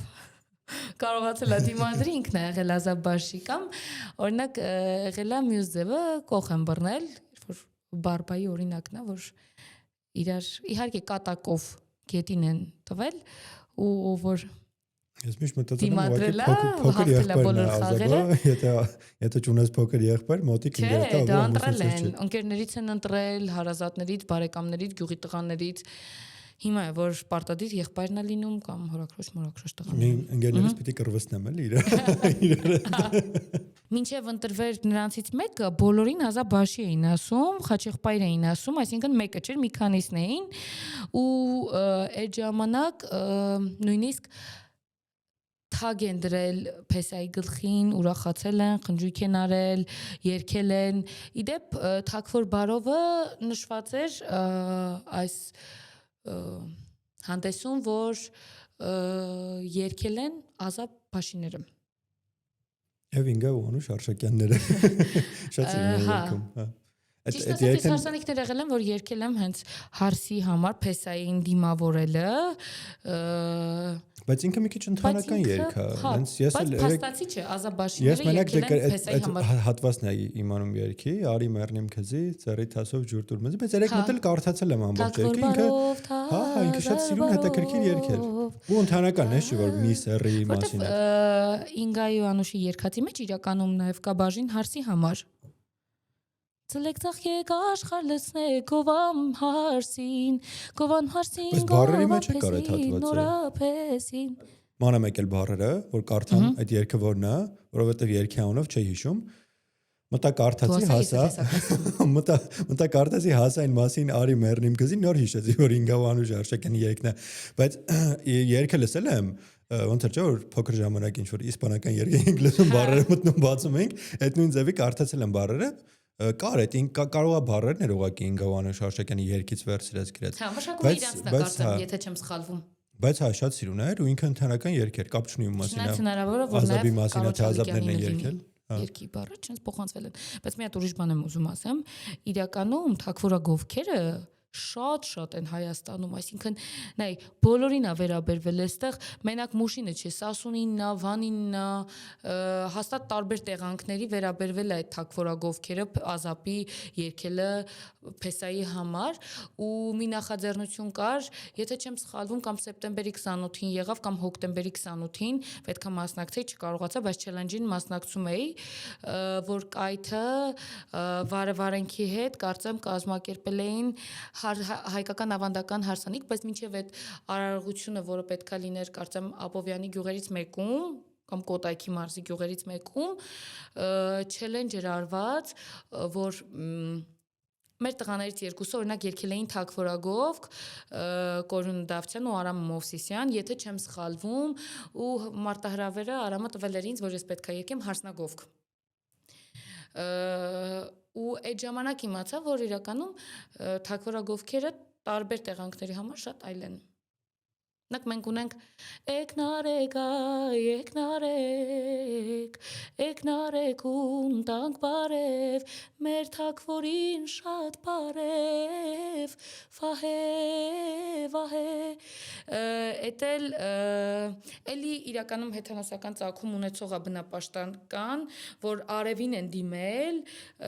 իդեպ լուսահոգի Հովանես Ազիզվեկյանը, ում հետ որ ես վաղտ եմ ունեցել արևմտյան Հայաստանով շրջելու ինք ուներ իր տեսությունը, որ Սահարիների մասին, Սահարին Զուրնայի նվագի տեսակ է, իդեպ, որ մենակ հայերն են նվագել, կարծեմ Զուրնայի այդ հատվածը վերև են պարզել դեպի արևին ու նվագել են, որը արել են ամեն առավոտ արևի դուրս գալուց, որ գյուղին կամ այդ տարածքին օրհնություն լինի, բայց երկար ժամանակ նաև հայկական գյուղերում քրիստոնեությունից հետո նվագել են Սահարին հենց գյուղերում օրհնության համար։ Ես կարծեմ, որ պարոն Հովանեսը ասում էր, որ ամենավերջին Սահարի նվագողը, ով որ գյուղերի օրհնության թե չէ հիմա էլ զուռնաչիները, դուդուկչիները նվագում են դուդուկահարները, բայց ամենավերջին նվագողը, Սահարի նվագողը, ասում են Սահարի քաշող, կարծեմ, այդպես են ասում, եղել է Հադրութում, ապրել է Հադրութում։ Նույնիսկ կանուն էր ասում, հետո ինֆորմացիան ամբողջությամբ ջնջվել է մոտիցս իրականում, ես ունեի ինֆորմացիա, որը պարոն Ազիզբեկյանը փոխանցել էր մայրիների մասին, դա առանձին թեմա է, որը շատ եմ ուզում, որ մենք քննարկենք մի օր, մայրին հայոց մեջ, որպես սրբազան ծառ, խնկենին, խնկի ծառը, նոճիները, դա կարծում եմ մի ուրիշ օր կքննարկենք, որտեղ շատ մեծ պահոց ունենք էլի դրա հետ կապված։ Մի խոսքով, ու դրանից հետո, որպես այդպեսին Սահարին օգտագործում է հարսանիքների ժամանակ, երբ որ հարսի ու փեսայի մուտքը, հիմա էլ կան հարսանիքներ, օրինակ ինձ համար շատ կարևոր է, որ հետագայում իմ հարսանիքի մուտքը հարսի ու փեսայի լինի Սահարիով, որ նվագել են, մուտք են տվել հարսին ու փեսային, օրհնություն են տվել, որտեղ այդ ձայնը ասում են, որ կապ ունեցել տիեզերքի հետ, աղոթքի պես մի բան ա եղել, որ օրհնություն ա տվել բոլորին։ Ես չեմ կարծում, որ հենց այնց ինչ-որ բան կա մեր ծիսակարգերի մեջ, որ հենց այնտեղը մարդիկ ինչ-որ բան չէին անի։ Եթե արել են, ուրեմն իմաստ գտել են այդ ամեն ինչը։ Մանավանդ, որ այն ժամանակ իրական շատ ավելի խորն ա եղել ուսումնասիրած ծիսակարգերը։ Հիմա համաձայն եմ, որ շատ ավելի լավ ուսումնասիրություն ենք տանում գիտության հանդեպ, այլ բաների հանդեպ, բայց առաջ էլ մի քիչ զգայականով կարծում եմ, որ մարդիկ շատ այլ ձև են, այլ պատկերացումներով են զգացել ծեսերը ու Իսկ ծեսերը ինչ-որ բանով էլ ինչ-որ տեղ եկել են նաև բնությունից։ Ինձ հիմա ծեսերի ինչ-որ մասը բնությունից է։ Այն ժամանակ բնության հետ ավելի մոտ են եղել, քան հիմա։ Հա։ այնց որ եթե գտել են որ պետքա արևին պահեն ու նվագեն զուռնա, ուրեմն պետքա պահել արևին ու նվագել 100,000 տարի է գալիս է երեխեքի 40-ը, որ պահում են 40։ Մենք հիմա օրինակ այս վերջին տարիներն ենք, որ ասում ենք 40-ը պետքա եւ մամային եւ բալիկին, որ իրանք ընտելանան, որտեվ մեկը նոր կյանք է մտնում, չգիտեմ, նոր օրգանիզմ ունի ու պետք է ադապտացվի, որ իր կյանքում նոր բալիկ կա, չգիտեմ, ու երեխային էլ որ ինքը նոր է եկել լույս աշխարհ ու պետքա հասկանա այս աշխարհը ուր է եկել, առհասարակ հեշտ է լինելու, թե հեշտ չի լինելու։ Ես 40 չի, ավելի երկար ժամանակ չեմ տնում ոչ մի երեխա, որովհետեւ վախում եմ։ Չէ, ճիշտ ասած ես մինչև 40 եմ շատ սիրում։ Հիմա մոր շատ վախենալու են երեխեք այդ տարիքին։ Չէ, շատ եմ սիրում այդ նորացին վիճակը։ Չգիտեմ որ մի օր երեխա ունենամ ինչ եմ անելու, բայց մի բան կանես, մի մտածի։ Մի խոսքով նոր որ ասում ենք այդ երկուսի համար կարևոր, բայց մինչև դա, այսինքն դարերով եկել է որ 40 եմ պահել, բայց լրիվ այլ խորհուրդ է ունեցել 40-ը այլ խորհուրդ ունի, դա էլ առանձին թեմա հիմա չենք քննարկի, բայց այլ խորհուրդ ունի եւ երեխայի կարգավորման, կազդուրման համար, ինչ են ասում 40 մի 40 երեխան ուրիշ ձևա, մյուս 40-ին լրիվ այլ ձևա լինելու։ Հա, տենց բան կա, ասում են խելոքեր, հետո կչարանա 40-ից հետո կամ մի խոսքով ամեն դեպքում տարբեր են, ծիսակարգերը հենց այնց ոչ մի բան չի եղել։ Չգիտեմ։ Չէ, դա ինչ որ բաներ նկատել են, հասկացել են որ տենց պիտի լինի, տեսել են հավանաբար որ երեխան ծնվում է, սկզբից մի 5 օր սենց է լինում, հասկացել են որ սենց պիտի լինի, ինչ որ չափով եկե հաշվել են 40 օր են հաշվել, մտածել են երևի որ պետքա լինի 40։ Անցնենք մեր թեմային ու պսակադրությունը եկեղեցուն որ կատարվել է ձիերով բոլորը հետ են եկել Փեսայի տուն, եթե իհարկե դե հիմնականում գյուղերը մեկին կպած են եղել, մոտիկ են եղել, ամեն գյուղ իր ժամն է ունեցել, ու եթե ձիերով էլ չգնային, ոտքով էլ շատ հեշտ հասնում էին ճանապարհը։ Մի խոսքով այդ ընթացքում եկեղեցուց դուրս գալը, որ մենք օրինակ հիմա վարդի թերթիկներ ենք շախ տալիս, դա մի քիչ ավելի ամերիկյան, եվրոպական օրենք է, բայց իրականում թեկուզ Արտաշես ու Սաթենիկ մենք գիտենք, որ մարգարիտներ ու ցորեններ էին շախ տալիս, հիշում ես։ Այդ ժամանակ էլ մուշում ոսկե դրամներ, ոսկե չէ, բայց արծաթե ու բրոնզե դրամներ են շախտվել, ցորեն գարի են շախտվել, չիրու չամիչ են շախտվել, երևի պտղաբերության խորհուրդ է ունեցել, պտղաբերության հարստության, առատության նշան, ու նաև այսպեսի մի վարկածել կա, որ հարսանիքները ինչքան լավ են արել, այդքան նաև գյուղի համար է լավ եղել, այսինքն գյուղի համբավն է բարձր եղել, որ իրանք հաջորդ տարի էլ ավելի հարուստ է լինելու։ Մի խոսքով իսկ հաջորդ օրը հարսանիքի Փեսայի տանը 60-70 հոգու համար սեղան է գծվել, հարիսան է եղել հիմնական ուտելիքը, իհարկե այլ ուտելիքներ էլ են եղել, բայց հարիսան առանձնացել է հայկական այդ ծիսակատարությունների ժամանակ, ու այդ 60-70 հոգին եղել են գյուղի մեծերը, ավագները։ Ես հիմա չեմ կարող ասեմ, որ տարիքից է սկսվել, օրինակ հիմա մեծերը արդեն մենք ենք մեծ չգիտեմ, բայց երևի մեծ ասելով նկատի ունեն Չէ, երևի 60-70 40-ից հետո, որտեվ 40-ում արդեն թորնատար մարդիկ են եղել։ Հայ չունեց այն ժամանակ։ Կարող է եւ 40-ից 50-ից հետո եղող մարդիկ են եղել։ Այն ժամանակ թորներ շուտ են ունեցել։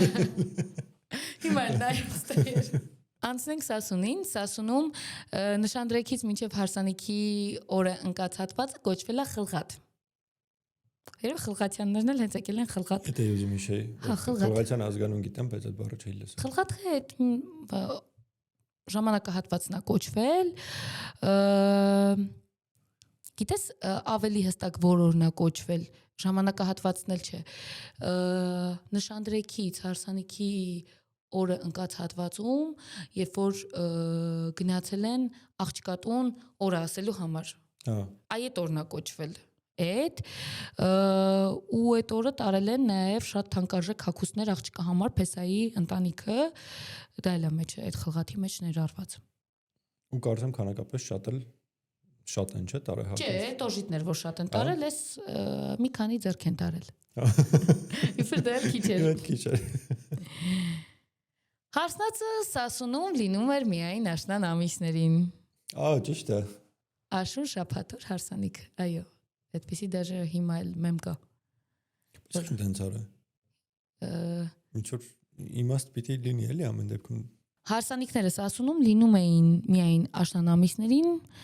բարեկենդանի վերջին։ Այսինքն մեծ պահքից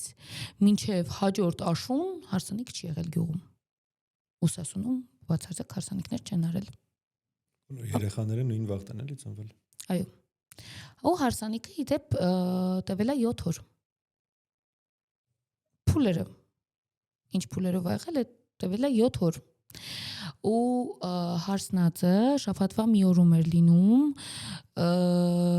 բացի չորեքշաբթի օրվանից, չորեքշաբթի օրը չէին անում հարսնած, քանի որ դա համարվում էր դժբախտ չար օր։ Ուրբաթ 13-ի պես երևի։ Որոշված օրվանից, որ օրը որ պետքա լիներ, հարսանիքը դրանից մի օր առաջ աղվեսը, որը պաշտոն էր։ Մենք հիմա գիտենք աղվես, որ հարսն ու փեսան հարսի տանից երբ որ գնում են եկեղեցի, ճանապարհ կամ փեսայտուն, ճանապարհին այն մեքենանը, որը կտրում է ճանապարհը, ու դա կոչվում է աղվես։ Կամ այն արարողությունն է, որ երեխեքը կարծեմ կտրում են ճանապարհը, գառու աղվես են հանում գառու աղվես, գառու հավ են հանում դուրս, որտեղ մի քանի տարի առաջ Երանոսում մասնակցում էի հարսանիքի, որ հենց տենց էր երեխեքը դուրս եկան փողոց, փակեցին հարսանիքի ճանապարհը ու ոնց որ հավ կամ գառ տվեցին, գումար վերցրեցին խավորից։ Ես երեք որ կարդում եի, գիտեի աղվեսը լուրջ աղվեսի Չէ, աղվեսը պաշտոն է եղել։ Ուզում եի հասկանալ աղվեսը ինչ կապ ուներ այդ հարսանիքի հետ, կամ դրի սակենտանիների մեջ է աղվեսը աղվես։ Աղվեսն հայտնել է հենց նշա այդ օրը։ Իդեպ տարբեր գյուղերում աղվես նաև կոչել են մարդիկ, ովքեր որ գնացել են աղջիկ ուզելու, ենթադրենք, խնամիներն եկել են տունը նստած են եղել, մի 4-5 հոգի էլ դրսում սպասել են, որ գնան գյուղով տարածեն, որ այդ աղջկան տվել են, այսինքն այդ աղջիկը խոսքը ուզած է կոպիտ ասած, այդ մարդիկ էլ են աղվես կոչվել։ Ու տան անդամներից մեկը դուրս է եկել, ասել է, որ համաձայնվել են։ Ու այն մնացածը գնացել են գյուղով ասել են Ռոմի պապի սպիտակ ծխի պես։ Շատ։ Դա էլ տարը ուրիշ գյուղերում է կոչվել, աղվես այդ պաշտոնն էլ է կոչվել։ Հետաքրքիր է որ պաշտոն աղվես ունի։ Հա, հետաքրքիր է, իմ ամենասիրած կենդանիներից է։ Մյուսը Հարսնացի գնացողները կոչվում էին խոնդի։ Ու իրանք հիմնականում գյուղի մեծերն էին նորից, մոտ 60-ից 70 հոգի, որ գնում էին հարսանիքի մասնակցելու այդ բուն արարողության, այսինքն այն աղջկատուն, փեսայտուն այդ ամբողջը չէ, պսակադրություն չէ, այդ հարսանեկան խնջույքին մասնակցողները։ Հարսնացի դեպի աղջկատուն մեկնումից հետո տանը մնում էին մի խումբ երիտասարդներ, ովքեր որ հենց ազաբաշիներ էին կոչվում, մնում էին փեսայի հետ, համարյա հարսնացից մինչև առագաստի գիշեր, այսինքն այդ ամբողջ հարսանիքի ավարտված ամբողջից հետո այդ 7 օր համարյա մնում էին փեսայի հետ, այսինքն այնտեղ փեսային սափրելու օր ունեին, հագուստների օր ունեին, երգելու օր ունեին, տարբեր ծիսակարգեր ա եղել, նորից, հա, երգում էին, պարում էին, այդ ամբողջ ծիսակարգեր կատարվել է նորից երգով։ Մի քիչ խոսանք ուրքի մասին, ես ուրք բառը առաջին անգամ հենց այս ամսորիայի մեջ կարդացի, ես մինչև դա չգիտեի ուրքը ինչ է, ուրքը կենաց ծառն է, որը որ իհարկե տեսել էի հարսանիքներ կան, որ հարսի տան բերում են փեսայի տուն, հետո տանում են հարսի տուն, փայտերից կազմված մեծ կենաց ծառը, որի վրա կախվում են խնձորներ, դրվում է թուր, դրվում է հաց, էլի տարածաշրջանին համապատասխան, օրինակ մի տարածաշրջանում էս է եղել, խաղողն է եղել, մյուսում եղել է խնձորը, չգիտեմ, խնձոր, նուր, չիրչամիջ, ընկուզեղեն կախվում էր, ու այդ ուրքը բերում էին եկեղեցի, եկեղեցում երբ որ կատարվում էր պսակի արարողությունը, պսակի արարողությունից հետո այդ ուրքը ջարդում էին 4 տեղ, բաժանվում էր 4 տեղ, հարսնակույրերին, ջահելաղջիկներին, այսինքն ազաբաշիներին, բայց որպես այդպեսին հարսանիքում իրականում հարսնակույրերի մասին ոչ մի բան չի խոսում, այսինքն հիմնականը ազաբների մասին է խոսվում։ Բաժանվում էր հարսինկերուհիներին միտեղ, ազաբաշիներին, կարծեմ եկեղեցուն ու ավակներին։ 4 տեղա բաժանվել այդ ամբողջը, որտեղ ինքը բավականին մեծ է եղել ու մեծ պաշարով է եղել։ Բայց հիմա էլ որ հարսանիքներին նայում ենք մի քանի հարսնաքուր կամ ազապ են լինում, զարմանում ենք, բայց փաստորեն այն ժամանակ տենց է եղել, որ մի հոգին կոպիտ ասած գլխավորն է եղել, բայց էլի եղել են մի քանի հոգի, մի քիչ էլի։ Օրինակ Սասունում գիտես ոնց է պսակադրությունը եղել տեղի ունեցել նաև որ մինչև այդ Տերեսն ազանդեմ լինելը քահանան նաև օրհնել է Քավորին։ Ես չգիտեմ, ես չեմ հիշում, ճիշտ ասած ուզում եի հիշել, բայց չհիշեցի Քավորին էլ նորմալ թե չէ։ Ճիշտ ասած։ Ես ես վերջում հարցնակուր էի, բայց ես էլ դենքերս որ ամուսնում նայում եմ ուղակի դեմքներին երբ են ծիծաղալու կամ չեն ծիծաղալու, բայց այդ բանը շատ իր չեմ եղել։ Ես այդ պահին շատ Մենք մի հատ ընկեր ունենք, բոլորի Քավորը ինքն է, պիտի հարցնա։ Կսից խոսք եմ տվել, որ կյանքում հարցնակուր չեմ լինելու, ոչ մեկ կարակ ինձ հարցնակուր էլ չնշանակեք։ Ես Այդ չեմ սիրում։ Չեմ նեղանա։ Օրնում է քահանան նաև Քավորին, հարցնում Փեսային, հետո Քավորը մի ձեռքում պահում է սուր, մյուս ձեռքում խաչը, որը դրվում է Փեսայի ու հարսի գլխին, երբ որ գլուխները միացնում են։ Այդ հիմա էլ են տենց անում։ Սուրն էլ է պահում։ Սուրը չէ ոնց որ։ Սուրը չի պահում ազաբաշին։ Ես գիտեմ, որ այդ սուրը պահում է ազաբաշին, որի վրա խնձոր կա։ Սուր չեմ տեսել այսքան ժամանակ հարսանիքներին, չնայած կարող է գյուղերում կամ մարզերում։ Մենք մեր քիսմետի մեջ ճիշտ ասած տարերով ներկայացրել էինք, նույնիսկ մի փոքր միստիկա էինք մտցրել սուրի հետ կապված, սուրի վրայի զարդարանքների հետ կապված, վրայի խնձորը, հետո գաթան, լավաշները, ամբողջը այդպես մանր ներկայացրել։ Բայց չենք կարող ասենք մտեք նայեք։ Որտեվ չկա քիզ մտել։ Չկա։ Բայց հա, չէ, խաչ պայլը ուշադիր եղել է միշտ բոլոր քավորները։ Ով որ շատ է քավոր լինում իր Facebook-ի կամ Instagram-ի էջը նայես, ինքը չգիտեմ ամեն 4 տողի վրա մի հատ նկարում։ Նկարով սուրը ձեռքը, պրոֆիլի նկարն։ Չէ, խաչը sense բան պահած, գլխներին պահած նկար ունեն։ Բայց ազապներն է սուրը ձեռքը։ Չէ, բայց չեմ հիշում ազապ որ սուրա պահը։ Հա, ես հիշում եմ։ Չէ, հիշում եմ։ Կարող է որ փոքր եմ եղել, բայց չեմ ֆիքսել, բայց ընկերներից հարսանիքներից ոչ մի քիչ չեմ հիշում։ Գնա բացի նայ որ ազապների ձեռքն է սուրը լինում։ Բայց սուրը դու պետք է տանես այդ թե եկեղեցում լինում է։ Սուրը կարծեմ զարդարել են Փեսայի քույրերը։ Չէ, չկա սուր հաստատ։ Կամ ես չեմ տեսել։ Կամ կարող ես քիչ եմ հարսանիք գնում ուղղակի։ Չեմ կարող ասեմ։ Չեմ նկարում հարսանիք, չեմ դե։ Չեմ կարող ասեմ։ Եթե գիտեք գրեք։ Չէ, բայց ես գիտեմ որ սուր են բռնում ազապները, չէ, հաստատ կա։ Չեմ հաստատ տեսել այսքան ժամանակ սուր։ Հա, չէ, կա։ Կարող եղել է ես չեմ ֆիքսել։ Ու նաև այդ ընթացքում Քավորը հարսի ու Փեսային միացրել է այս հատվածում կարմիր ու սպիտակ նարոտով կապել է իրար։ Իրա խորտն ունեցել էլի էտել մետաքսիա թելերի։ Հա, բայց գույներն էլ տարբեր տեղեր, տարբեր գույներ է, չէ։ Չէ, կարմիր ու սպիտակ է եղել հիմնական, հա։ Բուլանխը, բուլանիկ կամ բուլանախ, տարբեր բարբարներով գյուղերի տարբեր են ասում, հին տուրուբերանի հարկ գավառն է, ու բուլանխի ու մուշի ծիսակատարությունները հիմնականում նույնն են, նմանություններ կան, ուղղակի մի քանի առանձնահատկություններ եմ առանձնացրել, որոնք բուլանխում են կատարվել, մուշում չեն եղել։ Օրինակ նշանդրեքի ժամանակ, երբ որ արդեն գնացել են նշանօրհնեկն արել են, մատանիները պետք է դնեն, այն ամբողջը անցել են արդեն, այդ ժամանակ դե հոլ զուրնայով են գնացել աղջկա տուն։ Հերիք չի գնում են նշանի մի հատ էլ դե հոլ զուրնա։ Դա իմ ամենաչսիրած բաներից է հիմա որ անում։ Շատ եմ սիրում, շատ եմ սիրում։ Հարսանիքներն իմ ամենասիրած պահն է, գնում կանգնում, տեսնեմ ով ոնց է նվագում։ Ինձ խանոթ է նվագում։ Չէ, խափում եմ, ես սիրում եմ, շատ եմ սիրում այդ պահերը, որովհետև մասնագիտական պահանած չեմ սիրում։ Չէ, այդ ժամանակ իրականում հարսանիքին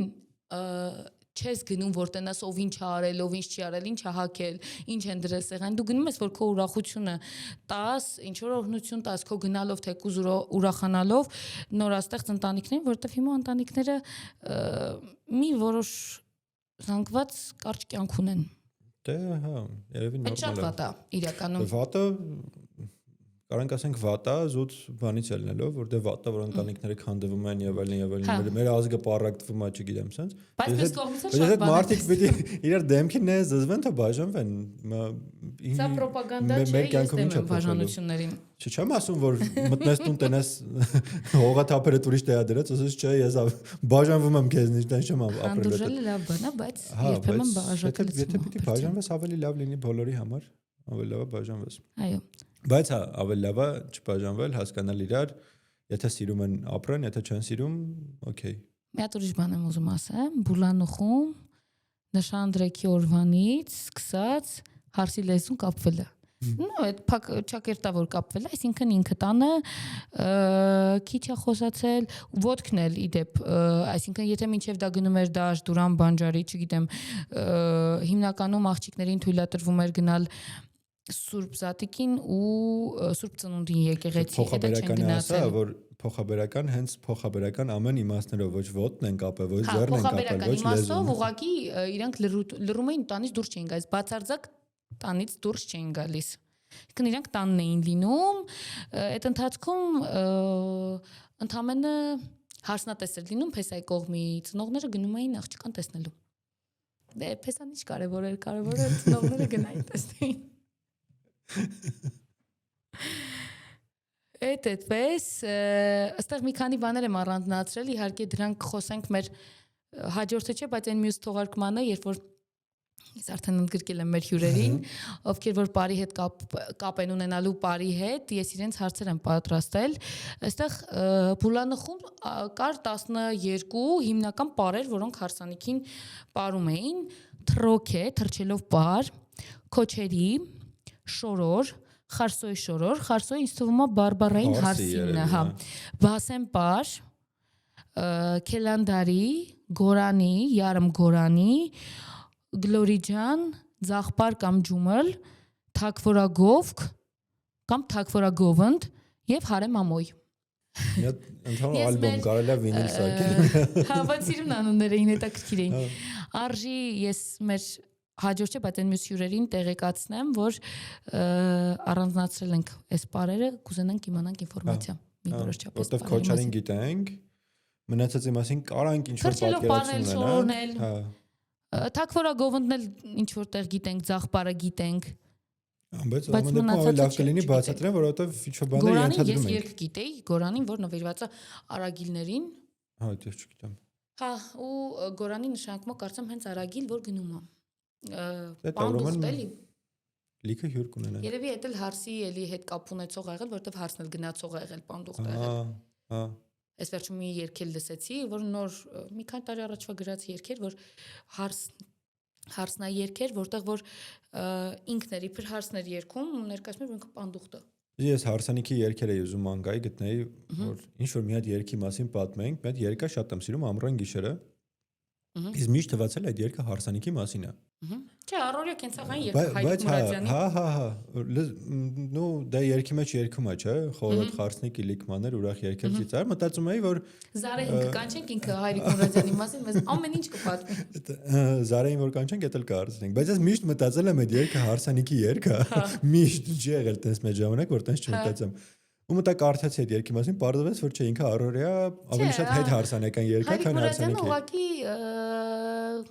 ներկայացրել է շատ կենցաղային երգեր, առօրյա երգեր, աշնան գիշեր, ամռան գիշեր, ու իրականում այդ երգը դու չես կարա լսես ու ինչ-որ sense մի թեթև մրսես կամ չգիտեմ, մեծ ամռան գիշեր է այդ երգը, որ լսում ես, շատ ամառային տրամադրություն, ամռան երեկոյի տրամադրություն է տալիս, բայց օրինակ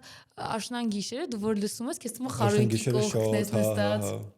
Աշնան գիշերը լրիվ իր պատմությունով շատ հետաքրքիր է։ Կապ չունի որ հարսանեկան չի, բայց հա, սիրային երգեր են, նորից սիրային իմաստուն են։ Ով չի լսել, հա, թող լսեն այդ երգերը, համ աշնան գիշերը, համ ամռան գիշերը, ես ճիշտ ասած Հայրիկ Մուրադյանից բացի Բամբիրի երգասն եմ շատ սիրում, ինքը տարբեր են, շատ տարբեր են։ Ես աշնան գիշերը օրինակ սիրում եմ Ինգա կամ Անուշ Աշակյաններից մեկն են երգել, որտեղ որ ուղակի նվագվում է գիտար, նստած է խարույկի կողքը ու երգում է։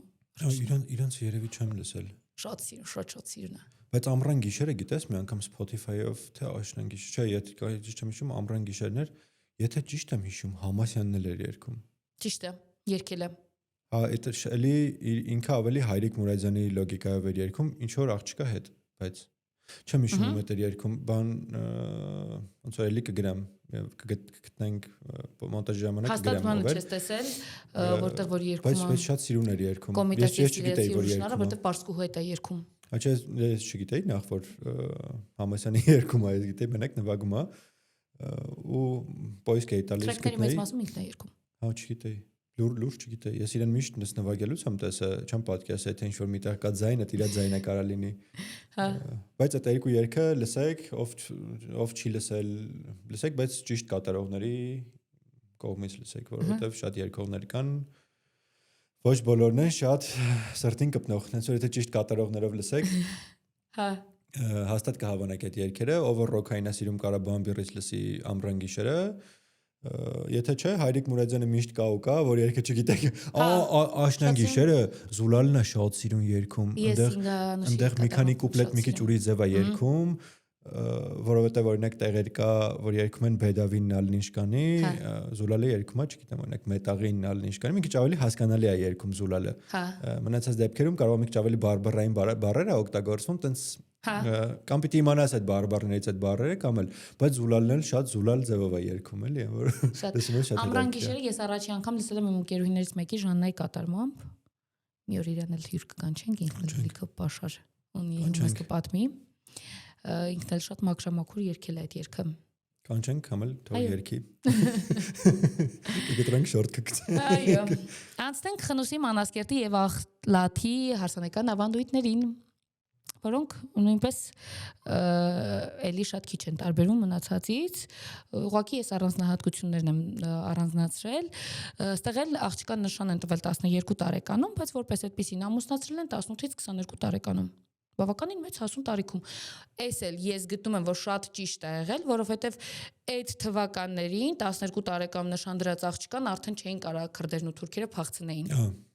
Այսինքն, բայց ամուսնացրել են բավականին չափահաս տարիքում, 18-ից 22 տարեկանում։ Դե այդ բոլոր բաները եկել են այդ պահին ստեղծված իրավիճակներից։ Այո։ Այդ 12-ում նշան դրեք են արել, չգիտեմ նշանել են, ուրեմն իրոք դրա խնդիրը եղել է, դրա կարիքը եղել է, հա, ինձ էլ է թվում, որ մի քիչ էլ ուրիշ ձև են նայել, էլի ամեն դեպքում այդ ամբողջին։ Դե չգիտենք կյանքային ժամանակ իրականում ոնց է եղել։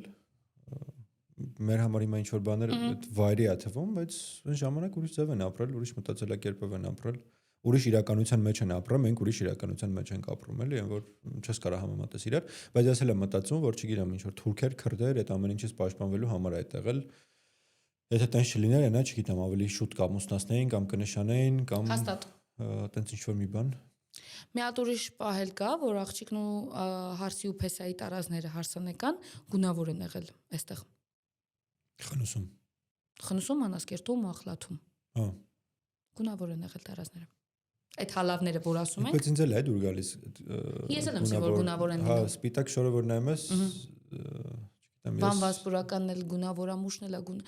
գույներ ունեն, էլի։ Հիմնականում տեղեր են եղել, կարմիր են եղել, տեղեր են եղել, այս որ գրված է գունավոր, ասվում է գունավոր, այսինքն հենց տարբեր գույների։ Հա։ Այդ նկատի ունի։ Կիլիկիայի գույներն է շատ սիրուն եղել։ Շուշիում կարծեմ սպիտակ է եղել, Երևանում էլ է սպիտակ եղել, Երևանի տարազը որ կա, իհարկե դա 19-րդ դարինն է, ինչ որ մենք հիմա ունենք, բայց կարծեմ սպիտակ է եղել։ Իհարկե Սյունիք Արցախինը բոլորիս հայտնի կանաչ ու կարմիր տարազն է, բայց ինձ թվում է դա ավելի ավակների տարազ է եղել, քան հարսանեկան։ Այդ ինձ թվում է դրա մասին եք խոսենք մյուս հյուրերի հետ։ Այո, հասանք Վանի հարսանիքներին։ Իմ շոկի մասին գարած պատմել։ Ես մի քանի տեղից գիտեի սա ու նաև կարծեմ սա այս արարողությունը նաև կատարվել է Դիարբեքիրում, եթե չեմ սխալվում, ու նաև Թիֆլիսի հայության շրջանակներում է կատարվել, որտեղ մի քանի կինոներ էլ ունենք, որ մեջ նույնը տված է։ Եվ այս ամբողջը վերաբերում է 1850-ականներին։ Նախ նշանդրեկից առաջ աղջիկը պետք է քողարկված ներկայանար խնամիների կողմից ուղարկված 3-4 կանանց, ովքեր եկել էին հարսաքննման, եկել էին հարսին տեսնելու, որից հետո իրանք հարսին մերկացրել են եւ նայել են ոտքից գլուխ ատամներից կսած ամեն ինչ ստուգել են, որ հարսը արատ չունենա, մազերի որակ, ատամներ, ձեռքեր, մատեր, չգիտեմ, ամեն ինչ, որ աղջիկը արատ չունենա, եթե աղջիկը ոչ մի արատ չի ունեցել, ոչ մի խնդիր չի ունեցել, ճակատը համբուրել են, մատանին դրել են մատը ու գնացել են։ Հետո արդեն եկել են հարսանիքի օր, բան որոշելու, չնայած այստեղ էլ գյուղերում էլ տված է, որ հենց նույն օրն են նշան դրել, որից հետո խնջույք է եղել։ Բայց եթե որևէ արատ են գտել, ուղղակի լուր հեռացել են։ Իհարկե, ինձ թվում է լուր հեռացել են, բայց հետո սաղ գյուղին ասել են ինչ է եղել։ Երևի, հա։ Ես պատկերացնում եմ ինչ իրական դրա հետ մեկտեղ էլ նաև ինչ որ հետևանքներ էլ է եղել։ բայց այդ իմ համար իրոք կարծում Հիմա են որ ամեն ինչից խոսում են, ամեն ինչ քննարկում են, սա գիտեն մեկը մյուսի տուն ինչ կա։ Կարես գնաց հարցազրույցի պատմես ուղղակի։ Հա։ Դրանից հետո հարսանիքը տևում էր 7 օր 7 գիշեր։ Որ հայերը սիրել են 7 օր 7 գիշեր հարսանիքն։ Իրականում եթե հիմա էլ նայում ես իրականում տենց չգիտեմ, մի կիրակի սկսում են զիվիշնիկից ու մաչիկից, հետո գալիս է մսացուն, հետո գալիս է տարբեր էլի, հնարավոր է հիմա թեթևացել է իրականում այդ ամեն ինչը, որովհետև եթե այն ժամանակ պիտի գնային օժիտ կապել է, մի օր առաջ գնում ես անասունին մորթեին, հիմա այդ ամեն ինչը ռեստորանում է արվում, բայց դու գնում ես ռեստորանի հետ խոսում ես, քո ուտեստները ընտրում ես, բենդին գտնում ես, որ պետք է նվագի երգի, նկարողներին գնում գտնում ես։ Մի շաբաթ ավել է հիմա, կարելի է 40 օր 40 գիշեր։ Նաև նկարահանող թիմեր ու բենդեր կան, որ մի տարի առաջվանից պետք է իմանան։ Ես դա հարսանիք չեմ նկարում, չգիտեմ ինչ գրաֆիկով են իրենք աշխատում, բայց իրենք մեր մոտ էլ են հիմա։ Շոկային ամսաթիվը հիմա ասում եմ, որ իմանաք, մտածեք էլի նախորդ դիմելուց 260626 Չէ, դա 11 ինչ հրացնի։ 11 թվի հարսանիքն։ Բայց հեսա հունիսի 26-ին բոլորն ամուսնանալու են։ Ես ուղղակի հիշում եմ, որ 2011 թվի նոյեմբերի 11-ին էր տենց։ Սիրած աղջիկ չունեն նշանվելու են ամուսնանան այդ օրը։ Բոլորն անխտիր։ Գոլդով որ լինի, էլի գոլդ թվերը դե մենք չենք։ 270727-ն Թերթով հաշված գնում է։ Ու մի հետաքրքիր ավանդույթ էլ կար, որ այդ 7 օր 7 գիշերը երբ որ տեղի էր ունենում, 7 օր հարսը շատ քիչ էր ուտում, շատ քիչ էր քնում էր այն ժամանակ, երբ որ բոլոր տան անդամները քնած էին լինում, արձանում էր բոլորից շուտ։ Բայց դաժան է։ Բայց ինձ թվում է, եթե հարսին իր ընտանիքում շատ էին սիրում, մեղքեր 12 տարեկան երեխան կամ, չգիտեմ, փոքր տարիքի երեխան ինչ պիտի հասկանար իր կյանքից, որ տարիքում էին։ Հələ հասկացանք, որ շուտ եք ամուսնացնում իրան փրկելու համար, բայց շուտ օրտնանալ է։ Բայց ինձ թվում է ինչ որ բաներ գրած է որպես ծիսակարգ։ Բայց չեն արել։ Բայց չեն արել։ Հույս ունեմ։ Համ հույս ունեմ, չէ, դա հիմա մեր մոտ էլ է, չէ՞, տես լիքը բաներ կա, որ ըստ ծիսակարգերի կամ չգիտեմ, ըստ քաղաքային մտածելակերպի կամ գյուղային մտածելակերպի իբր թե պիտի լինի այդ ամեն ինչը, բայց դա չկա։ Բայց բոլորս խոսում ենք դրա մասին։ Այո, օրինակ ուտելիքների մասին խոսեմ, որ այստեղ Վանվասպուրականում, քանի որ հիմնականում Հայաստանի բոլոր տեղերում ճիշտ է, մենակ աչքի ընկել մայիսը, բայց դա ես կարծում եմ, որ Սովետ Միության ժամանակահատվածից հետո է մայիսը ավելի աչքի ընկել, որ մայիսին հարսանիք չեն անում օրինակ, բայց հիմնականում հարսանիքներն արել են աշնանն էլ աշնան վերջին բոլոր մարզերում, որ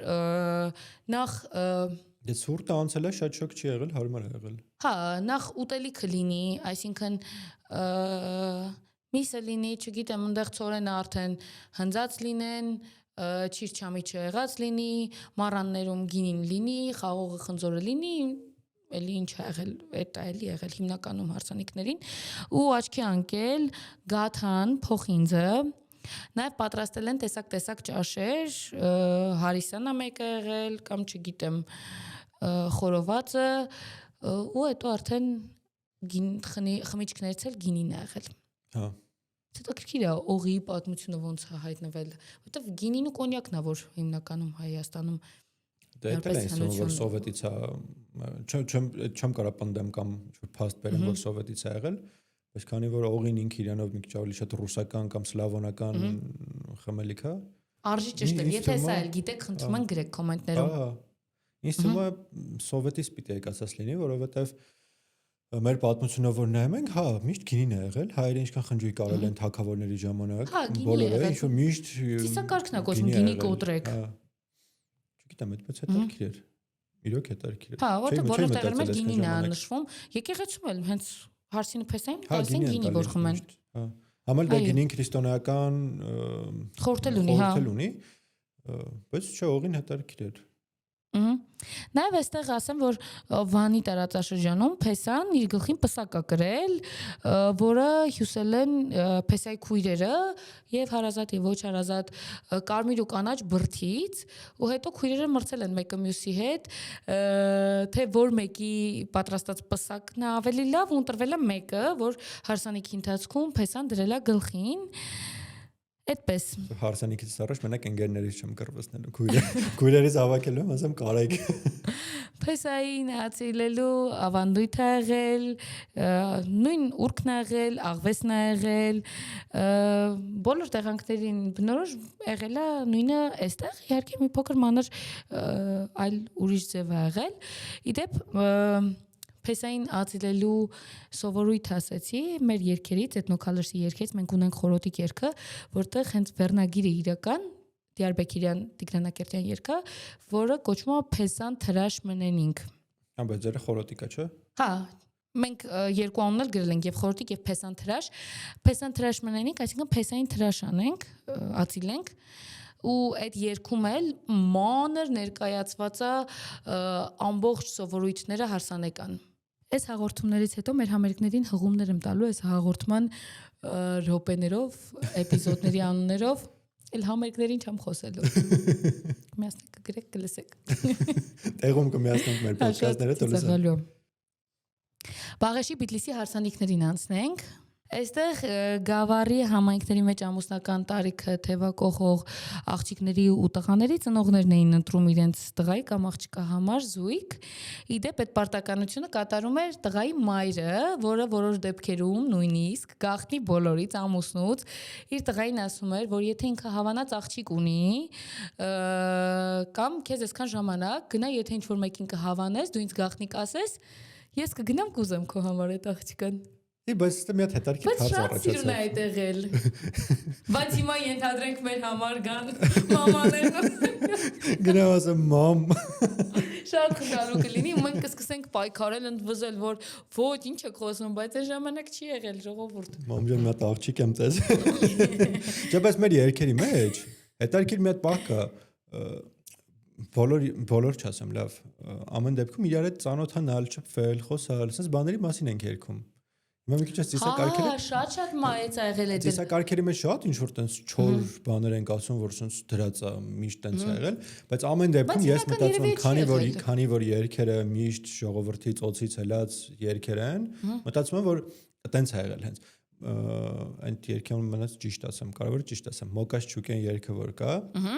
այդ դրա մեջ նույնը աղջիկն է արդեն սկսում ընտրել այս տղուն ուզի, թե այն տղուն ուզի, որովհետև թրաշովը տուն տեղ ուներ, ան թրաշով չուներ։ Տենց որ նայում ենք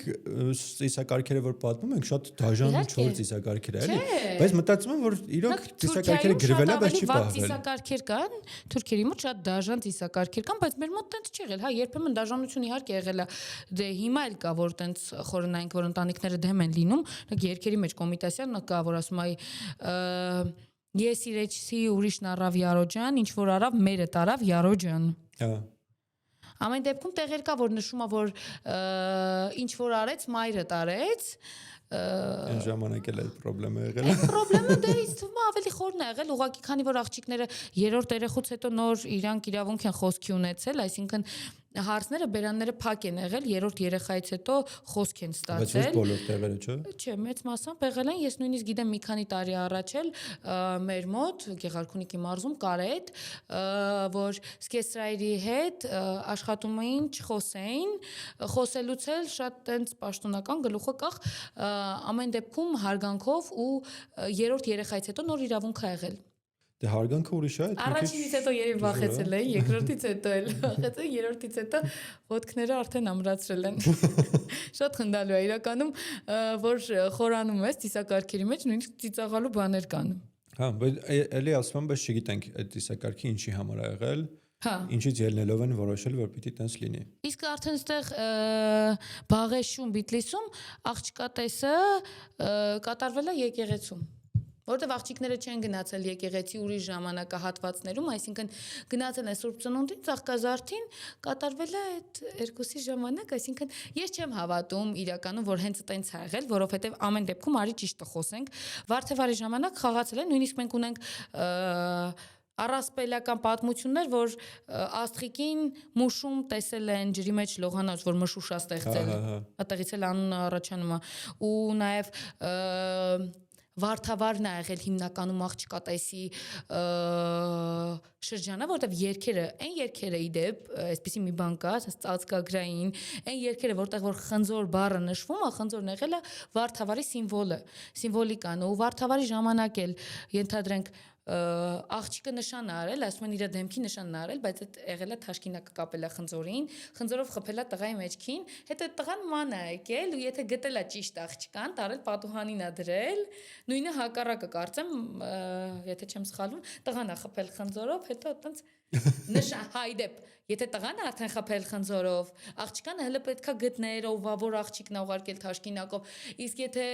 տղան է խնձորով խփել, այդ նշան է եղել, որ գնա մենք մի քանի օրից գալու ենք քեզ ուզելու։ Այդ ձև։ Հա, բայց շատ սիրուն է։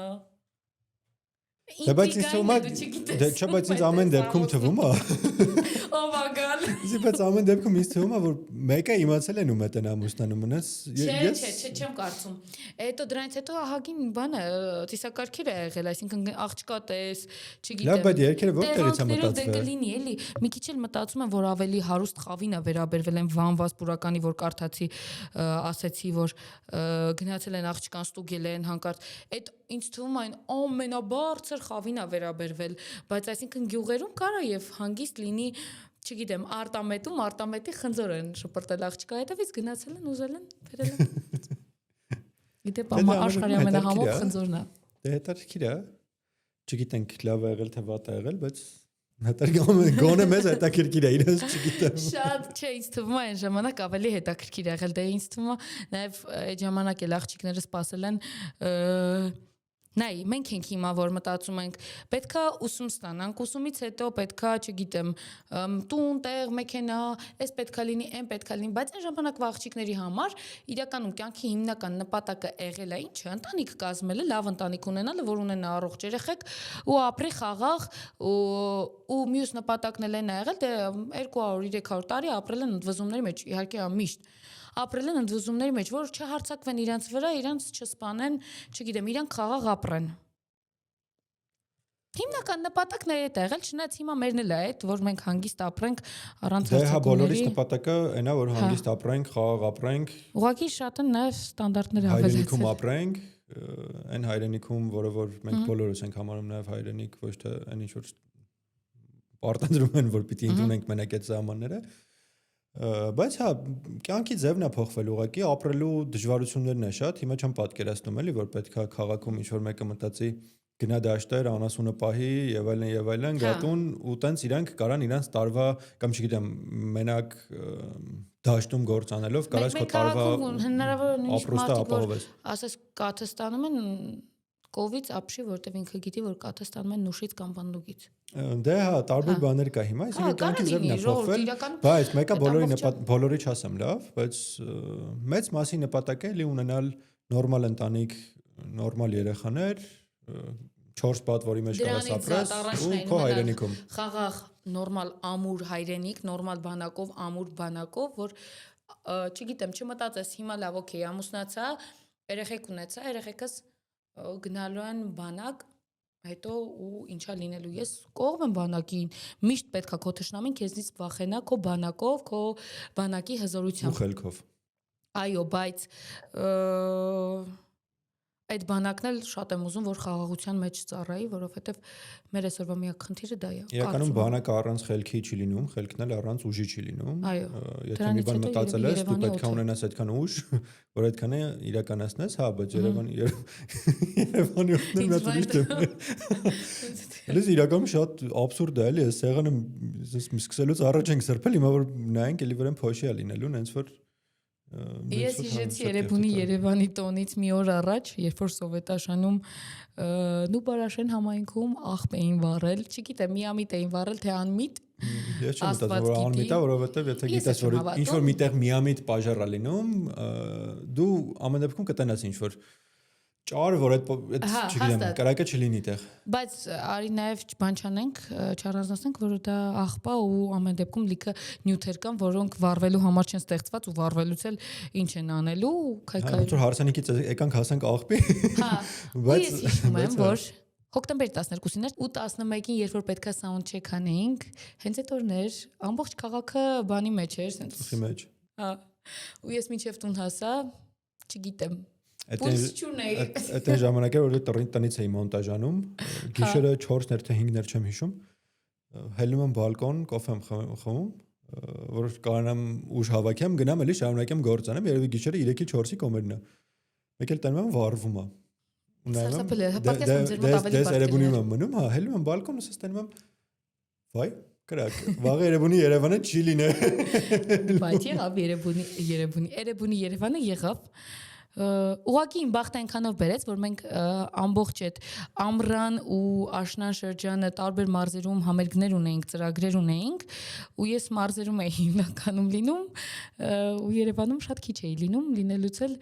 վատացած մահացած տուն էի հասնում։ Դա իմ ամենասիրած բանն է, որ մարզերում նկարահանումներ ենք ունենում։ Հա, իմն է, ամենաշատ սիրածս բաները այդ մարզերի համերգներն են։ Մեր վերջին համերգը եղել է Ամանորի Հոկտեմբերյանի տոնածառի լույսերը։ Ճիշտ է, շատ էինք մրցել, բայց շատ սիրուն համերգ էր։ Ձեր համերգներից մեկը Կիրովականն եմ հիշում, անկախ նրանից թե ինքնին ձև անցավ, բայց դրանից հետո մինչև մենք հասել ենք Երևան, դուք ուրիշ դուք Աբարանի կողմով եկաք, մենք չգիտեմ խի, ես որոշեցի, որ պետք է քշեմ Դիլիջանով։ Այդ օրը ու տղերքի հետ խոսում ենք, ասում եմ Ethno-Colors-ի կեսը իմ հետ է, բենդի։ Եթե անգարած մեզ մի բան լինի, Ethno-Colors-ի կեսը ուղղակի չի լինելու։ Ասում եմ, բայց գոնե կամերան գտնեն, մեջի նկարները հանեն։ Որ գոնե քարի վրա նկար ունենան դնելու։ Ճիշտ ասած ես հիշում եմ, որ այդ օրը այնքան անձրև եկավ Վանաձորում, բայց ինչքան շատ մարդ կար, շատ անձրև եկավ ու լույսերը տանում էին մինչև համերգի սկսվելը, դեռ լյոկենք չէին հասցրել սաունդչեքանային ու կարծեմ չարեցին էլ, որտեվ լույս չկար։ Գիշեր ինչ-որ պրոբլեմ կար, մեջ չեմ հիշում ինչ պրոբլեմ էր։ Հա, հոսանքի պրոբլեմ էր մշտական, մեկ էլ բայց համերգը լավ անցավ։ Տեխնիկայի խնդիր։ Բայց համերգը լավ անցավ, ամեն այդ մնացածը հաշվի չառած։ Բայց մարզերին է դա շատ հավեսել, որ գալիս է, չգիտես, կուրկը հակնես, չհակնես, բեմի վրա ինչ ոնց ուզում ես քո շոյերով դուրս գաս, բայց համել ցուրտ աճես։ Մեկ էլ մի հատ ուրիշ բան պետք է ասեմ, Գյումրիում վերջին անգամ համերգի եղել ենք, հենց նոր հիշեցի 21 թվականին երևի ու հրավերք չենք ունեցել համերգներ։ Խնդրում եմ, էլի կանչեք մեր Ethno-Colors-ին Գյումրի, որտեղ համերգներով շատ են լսում։ 22 թվականի ապրիլի 17-ին Զատիկին ենք երգել Գյումրիում։ Խնդրում եմ, էլի կանչեք գանք Գյումրի։ Բայց Գյումրիում ինչքան տեղերով որ անցնում է, շատ ենք սիրում Գյումրին ու բոլոր մարզերը։ Ինչքան կաֆեների մոտով կամ ինչ որ խանութներով անցնում եմ, միշտ Քիսմեթը չէ, բայց Garmin, երևի Garmin։ Դու ուղղակի Garmin ես ուշադրություն դարձնում։ Հա, Քիսմեթը չեմ սիրում, Garmin բոլորը լսում են։ Այս անցած տարին շատ բուրներ մեր մոտ Վայոց ձորի մարզում։ Դե բոլոր գյուղերում ինձ թվում է եղանք։ Աղաբնաձոր, Խաչի, Կարենի, բայց մեկը ամենածիծաղալու համերգը հիշենք նոյեմբերյանի համերգներ։ Կողբի համերգը, որ կարծում եմ նույն կազմակերպիչների հետ կյանքում չենք առնչություն ունենա, որտեղ իրանք սարսափելի վատ էին ամեն ինչ կազմակերպել։ Երբ մեծ նկար ունենք էդ էից, որ ես լրիվ կարմիր, ես դեմքս, վիզս, դու սենց հոգնես դեմքով։ Կրոնական կերպարները խառնել էին հեթանոսական կերպարների հետ ու շատ գրեհիկ վատ ձևով էին արել, որ դա բացարձակ չարժեր էլի այդպես բանանել ու արտիստների հանդեպ էլ շատ վատ էին անդրադարձել, շատ նույնիսկ նստելու տեղ չէին տվել կամ ցերեկվա 1-ին ուղակի ճոռ արևի տակ համերգ էին կազմակերպել։ Երբ որ կազմակերպիչը կազմակերպում է համերգ միջոցառում, ամեն դեպքում պետք է ինձ թվում է հոգատարություն ցուցաբերի եւ իր արտիստներին եւ իր հանդիսատեսին, որ եկել է մասնակցում, որովհետեւ ցանկացած հանդիսատես մեկ ձայն է, որ կարա չգա ու դուք մենակ անգործ, իդեպ սա բարձրաձայնում եմ, ես չգիտեմ այդ ժամանակաշրջանի 2021 թե 22 թվականի կողբի վարդավար կազմակերպիչները ովքեր էին։ Պատերազմից հետո էր, բայց կոնկրետულად չեմ հիշում։ Կամ 22-ներ, բայց ուզում եմ ասեմ, որ դուք շատ վատ եք աշխատել ու ես սպասում եմ ես եթերին, որ ասեի, որ եթե դուք նորից հրավիրեք, ոչ մեկ ձեր հետ չի աշխատի այդ օրվանից հետո։ Բայց այդ վիդեոն էլ չկա, չգիտեմ։ Այսինքն չգիտեմ, կա թե չկա։ Մենք նկարել ենք, բայց չգիտեմ։ Ես էլ եմ այդ օրը այնպես շատ վատ հիշում։ Պահել էի մեջս։ Մենք այդ օրը իրականում շատ սոված հետ ենք եկել, որտեվ առհասարակ կազմակերպիչը հոգում է նաև արտիստի սնունդը, իհարկե այնց չէր, որ հաց չենք կարա ուտենք կամ չգիտեմ ուղղակի տարական հովանոց ասված է զոնտիկ ասվածը բեմին կամ չգիտեմ ծածկ որի տակ որ ժամը 1-ին համերգա լինում ու ամառվա հունիսներ այդ շոքին մի քիչ օքեյ չի կամ բեմ չկար ինչ որ քարի վրա ենք երգել մենք գիտես ինչ ենք արել հանդերձարան չկար եսիմ ինչ են տվել մենք գիտես ինչ ենք արել դրոնը իջացրել էինք ներքև, շատ շոկ էր, չէ՞, որ դրոնի այդ պրոպելերների բանը, հովը գարմեր վրա, որ մենք մի քիչ հովանայինք։ Գլխարկներ էինք ճարել մի քանի հատ, չեմ հիշում որտեղից ում գլխարկներն էր, այդ կեպիներ էինք դրել։ Բայց հա իրոք այդ օրը համ հավես անցավ, զուտ մարդկային այդ վիճակի մեջ լինելը շատ հավես էր, որովհետև մեծ ջրոցի էր կազմակերպած, չնայած որ այնտեղ մի քիչ էլ խնդիրներ ունեցանք, որտեղ մենք տեխնիկայով էինք անդադար մենք մեզ մի ջրեք, բայց ուզում էինք այն ջրային միջև վերջում մի քիչ ավելի չոր ձևով բացատրեցինք, որ եթե մարդը ստենում կամերայով, ա քեզ է նկարում, պետք չի գաս իրեն ջրես, որովհետև ամեն դեպքում այդ մարդու զառը շատ թանկ տեխնիկա է։ Բարդ է Հայաստանում։ Բայց հա, դա էլ է ծիսակարգ, կարելի է մի օր էլ է ծիսակարգի մասին խոսալ։ Որը։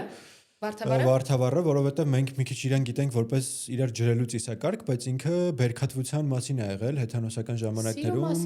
Սիրո բերքատվության, հա, որ առատ բերք ունենան իրար լավ սիրեն, չգիտեմ, ծլեն, ծաղկյան, զորանան, ջնանան։ Այո։ Հենց որ ինձ թվում է այսօր կարելի է այսքանով ավարտել։ Այո, մեկ էլ մի բան։ Երկար այսօր խոսեցինք, բայց բան եմ ուզում ասեի, որ հարսանիքներ անելուց, եթե ծիսակարգերը պահպանում եք, ուսումնասիրեք, որտեվ կյանքում մի անգամ եք ամուսնանում ու ձեր հարսանիքը ձեր կյանքի որակի եւ կյանքի ամուսնական կյանքի որակի վրա լիքը հետևանքներ է ունենալու, քանի որ խոսքը ուժ ունի, ամեն ինչ ուժ ունի, դրա համար շատ ուսումնասիրեք, ճիշտ ծիսակարգերով ամուսնացեք, հավատքով ամուսնացեք,